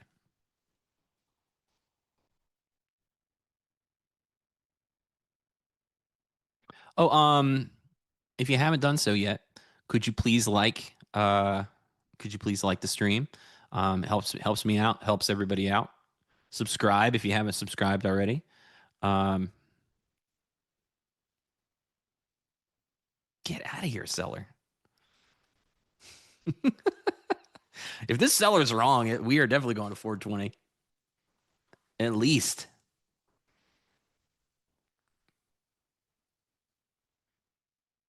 But it might take us, I don't know, a year to get there. Let's pull the high time frame chart. See what we got. So here's a fun thing. The other fun thing about Sunday, and why I was watching this so keenly. So if you look, this is our balance area, right? We've got 550 to let's call it 075, right? This is the balance area that has been drawn by Autoplot. And it's been pretty effective. This is where we've been bouncing. We broke down on Friday. I think this was Friday. I don't know. I didn't look at a chart on Friday. So yeah, I'm pretty sure this was Friday. And then why I was watching this so intently on Sunday This is our weekly open, and we smashed back into it. So I would consider this a failed breakdown. You know, price got out of here, touched the monthly VWAP to a tick, and then proceeded higher. So that's failed breakdown territory for me.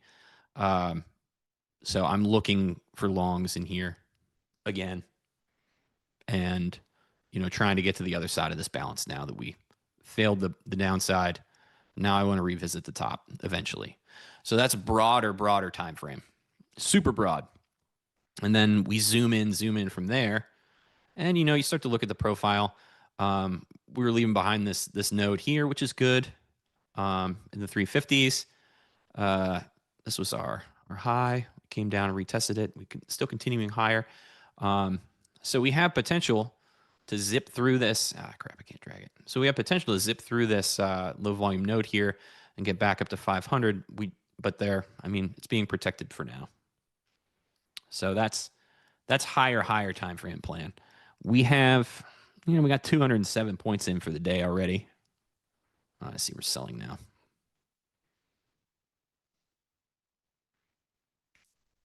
So I don't know how much more of that move we can expect to happen today. We are aware that we are in a very aggressive long up here at the top.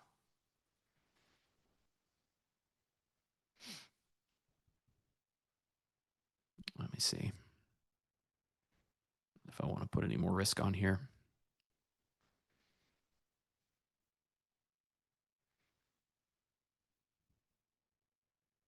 We're touching this and getting this bid here.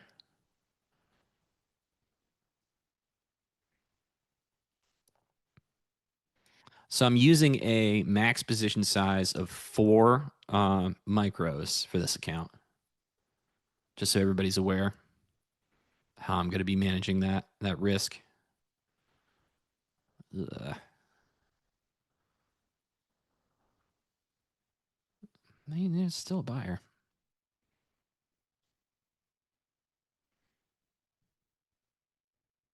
A pretty big sweep.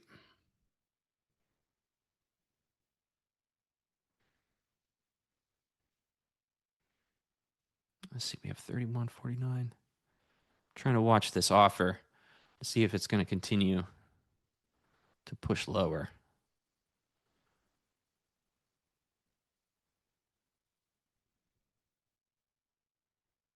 What it wants to do here.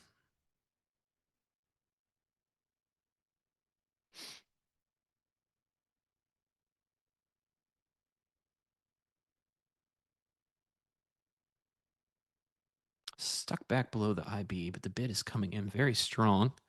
Time is 11:42. Don't have any news or anything. What was this ad? We got 74. Okay, so now I'm watching the IB side from below now.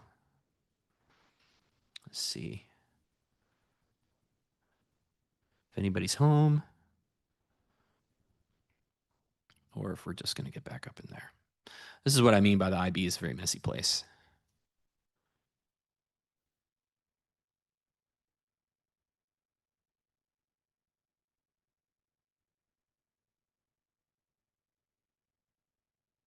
Yeah, still lots to offer there. Can we get through it?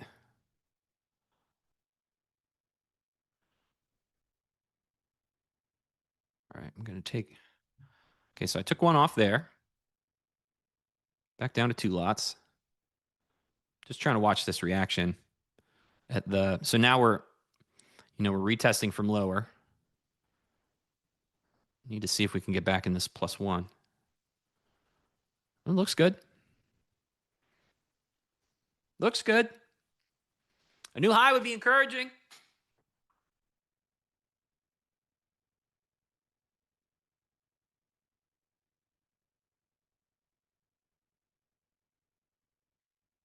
Not bad. Okay, so 79. So you see what happens when you add, your average gets messed around.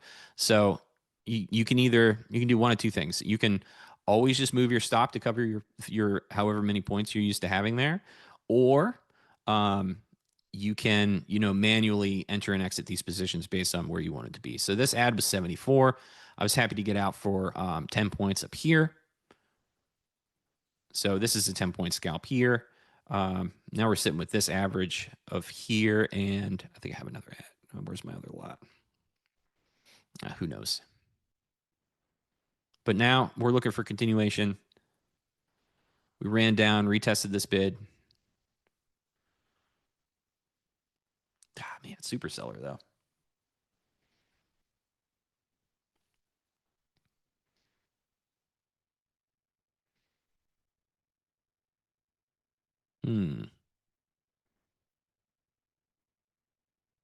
Fail overnight low, overnight high. Yeah. Yeah, I mean, maybe, I don't know. We didn't even get there. So it didn't even have enough juice to break that swing low or break past these, this bid here. So I don't know. I don't know. All I do know is, you know, you got to look at the profile. You know, we're at the top of this distribution, and we're just trading in this range right now. So we're trying to stay long on the bottom of it, take profit at the top, while keeping, you know, the trend of the day in mind as well, which is up. So that's why we're choosing to be long with it and try to shoot for higher.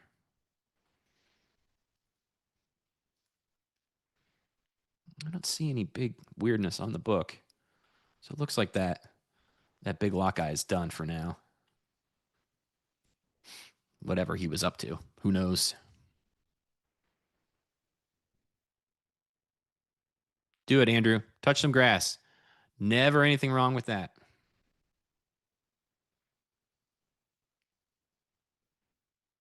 Yeah, thank goodness. I mean, spring's here. Oh, beautiful weather. Cut the grass yesterday. Had the best day. I love cutting grass. It brings me great joy. Mike asks, is it difficult to trade a tight range? Okay, I mean, it can be. I like it personally, but lots of people don't. Because I mean, the range is only tight until it's not. So, freaking IB every time.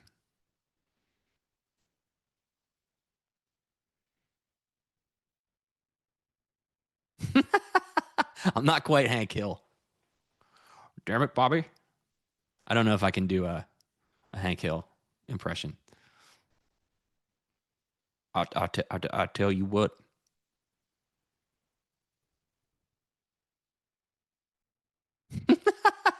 That's great, Omni.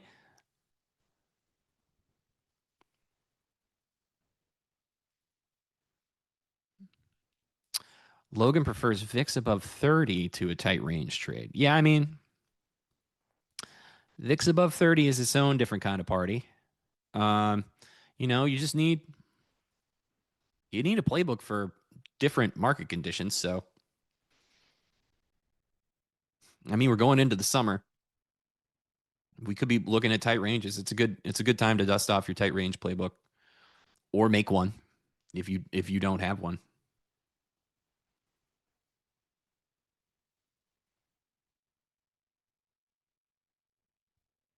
Not bad. Can't complain.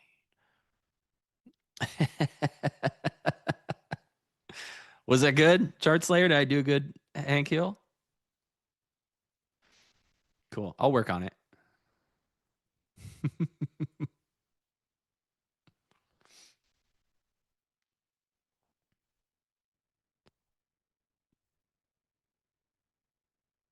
Yeah, this is painful. I'm waiting for these folks to get filled up here.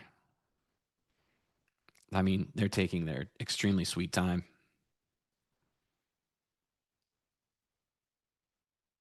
But that's what happens, you know?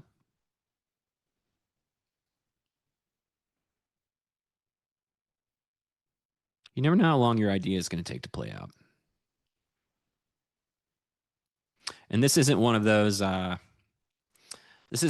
moments where I'm like, I need this to go right now or my idea is wrong. This is not the case. Because sometimes we have those setups where, you know, you want an initial reaction, and that's normally when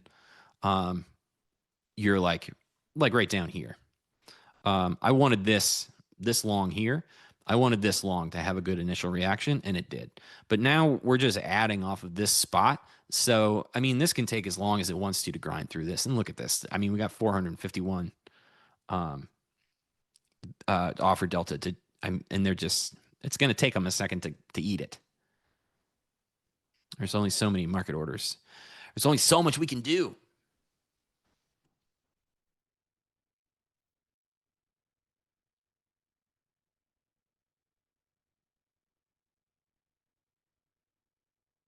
I'm up 15 on this. I should take one. There we go. Yeah, when stuff's moving extremely slow, and I had to get back in and realize I had 15 points on the table. Make sure I'm still scaling because we're taking base hits. That's how you grow an account. Base hits allow a runner to get to a higher target, but we just started this account, so we're going to be doing base hits. I think it's best if I go over the stow stats on Mondays now. Is that cool with everybody? Monday's kind of like my more chill day because I only have the morning show on Monday. And that's also a day that I don't notoriously trade very well. So that will give me something else to do and talk about as opposed to forced trades. So that will help me with my discipline too. I think I'm going to do that.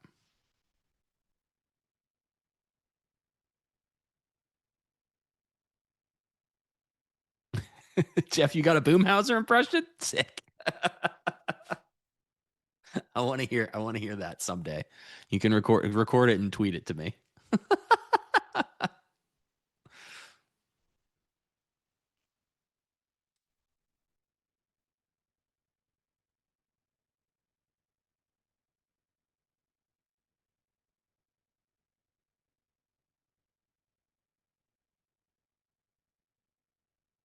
Yeah, pretty good.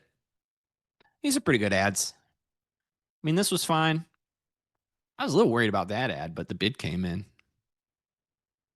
I'm not super stoked to initiate around point of control like that, but it's only point of control for as long as it's going to be the point of control, right? So if we're going higher, we'll move it. There's a new high. So the market listened to me. ES has not quite made a new high yet. That's a thick book over there. My goodness.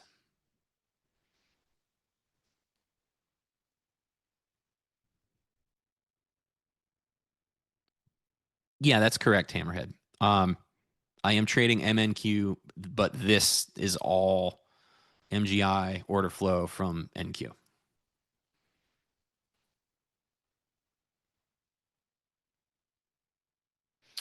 Some people have looked at the MNQ order flow. Some people like to read that. I don't. I like to just stick to NQ.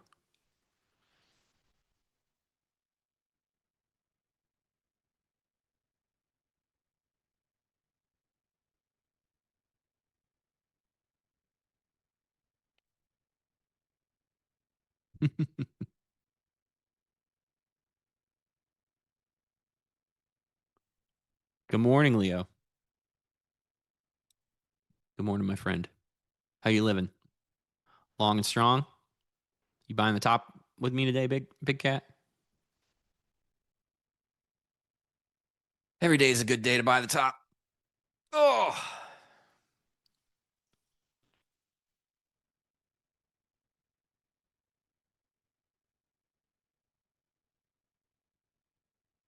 There you go. The bid's stacking up now. Trying to push this 400.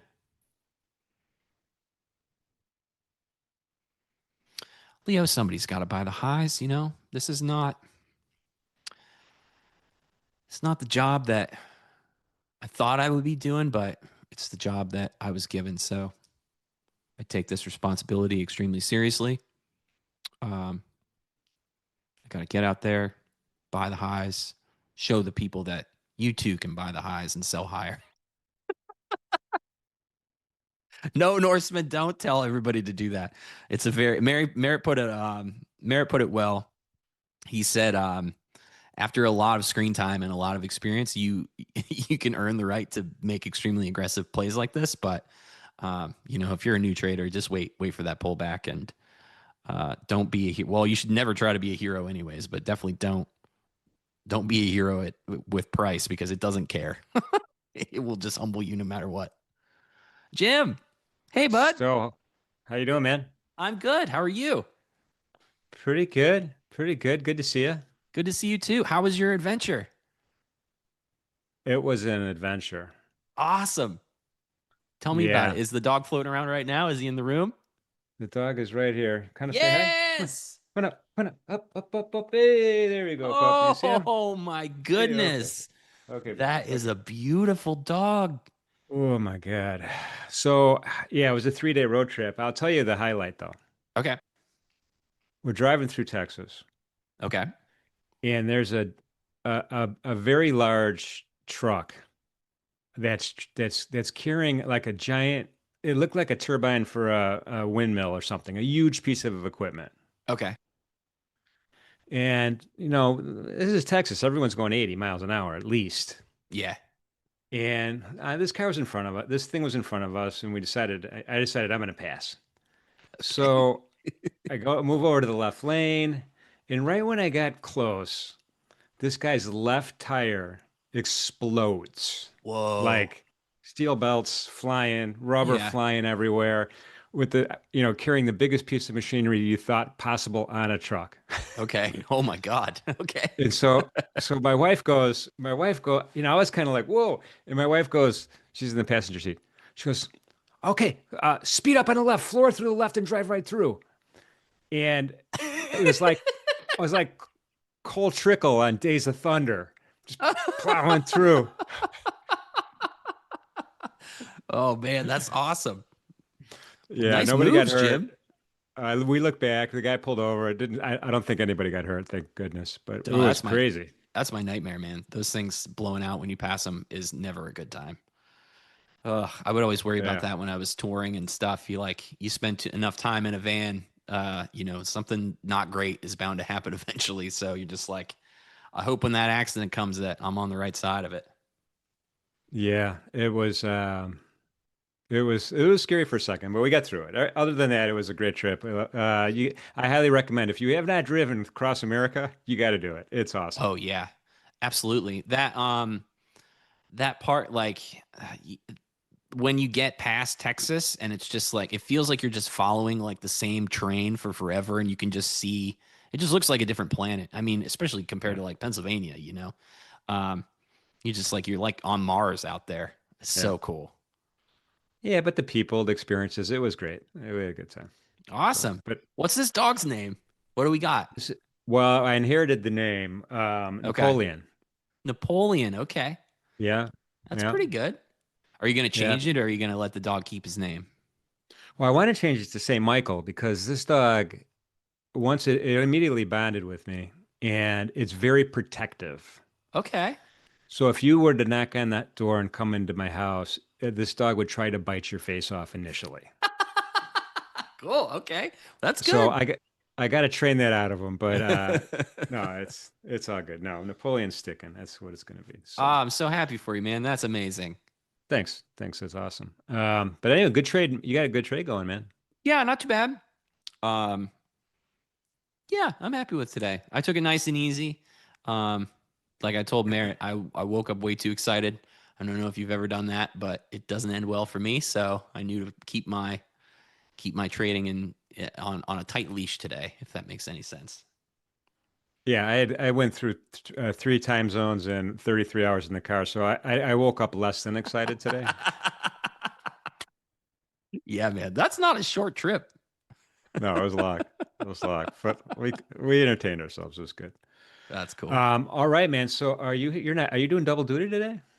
What is today? Is it Tuesday right now? I don't have my cheat sheet with me. I used to have a cheat sheet up. I Here we think go. if it's Tuesday, I'm going to be on later. But I'm It's also definitely- I'm in a foggy world right now too. I just got off the holiday. I'm not sure what's going on either, Jim. Yeah, how was your holiday? Oh, it was great. We went home, like to where I grew up, just a small town. Watched the parade. Watched kiddo did all of her fun kiddo stuff. They set up like a bunch of vendors, and there's like a bouncy house. And I mean, the town has a population of like 80, maybe.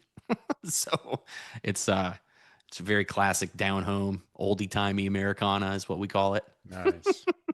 Well, there's your next song, man. I was born in a small town. We'll see. We'll see. I'm gonna be writing about this 420 level if we don't get to it soon. I hear you, man. I hear you. Well, Rick, great chat today. We will see you in XYZ this afternoon, which is awesome. Sounds good. I'm going to pull up a chart really quick if I can, guys. I do want to show everybody an incredible thing that I saw, I found this morning. So this is the mini S&P, of course, and so I went into, and again, this report's available. This is Edgeful, right? And there's only one L. This report's available whenever you want, when you wake up in the morning, right? And what I did was I said, all right, let's take a look at the initial balance breakouts by weekday for the London session, right? And that's 3 a.m. to 2:11 a.m. And let's look at that. And so I went through that, on Tuesdays, it's a 72% chance that we're going to have a double break, right? And that's based on a 6-month look back. That's the stat.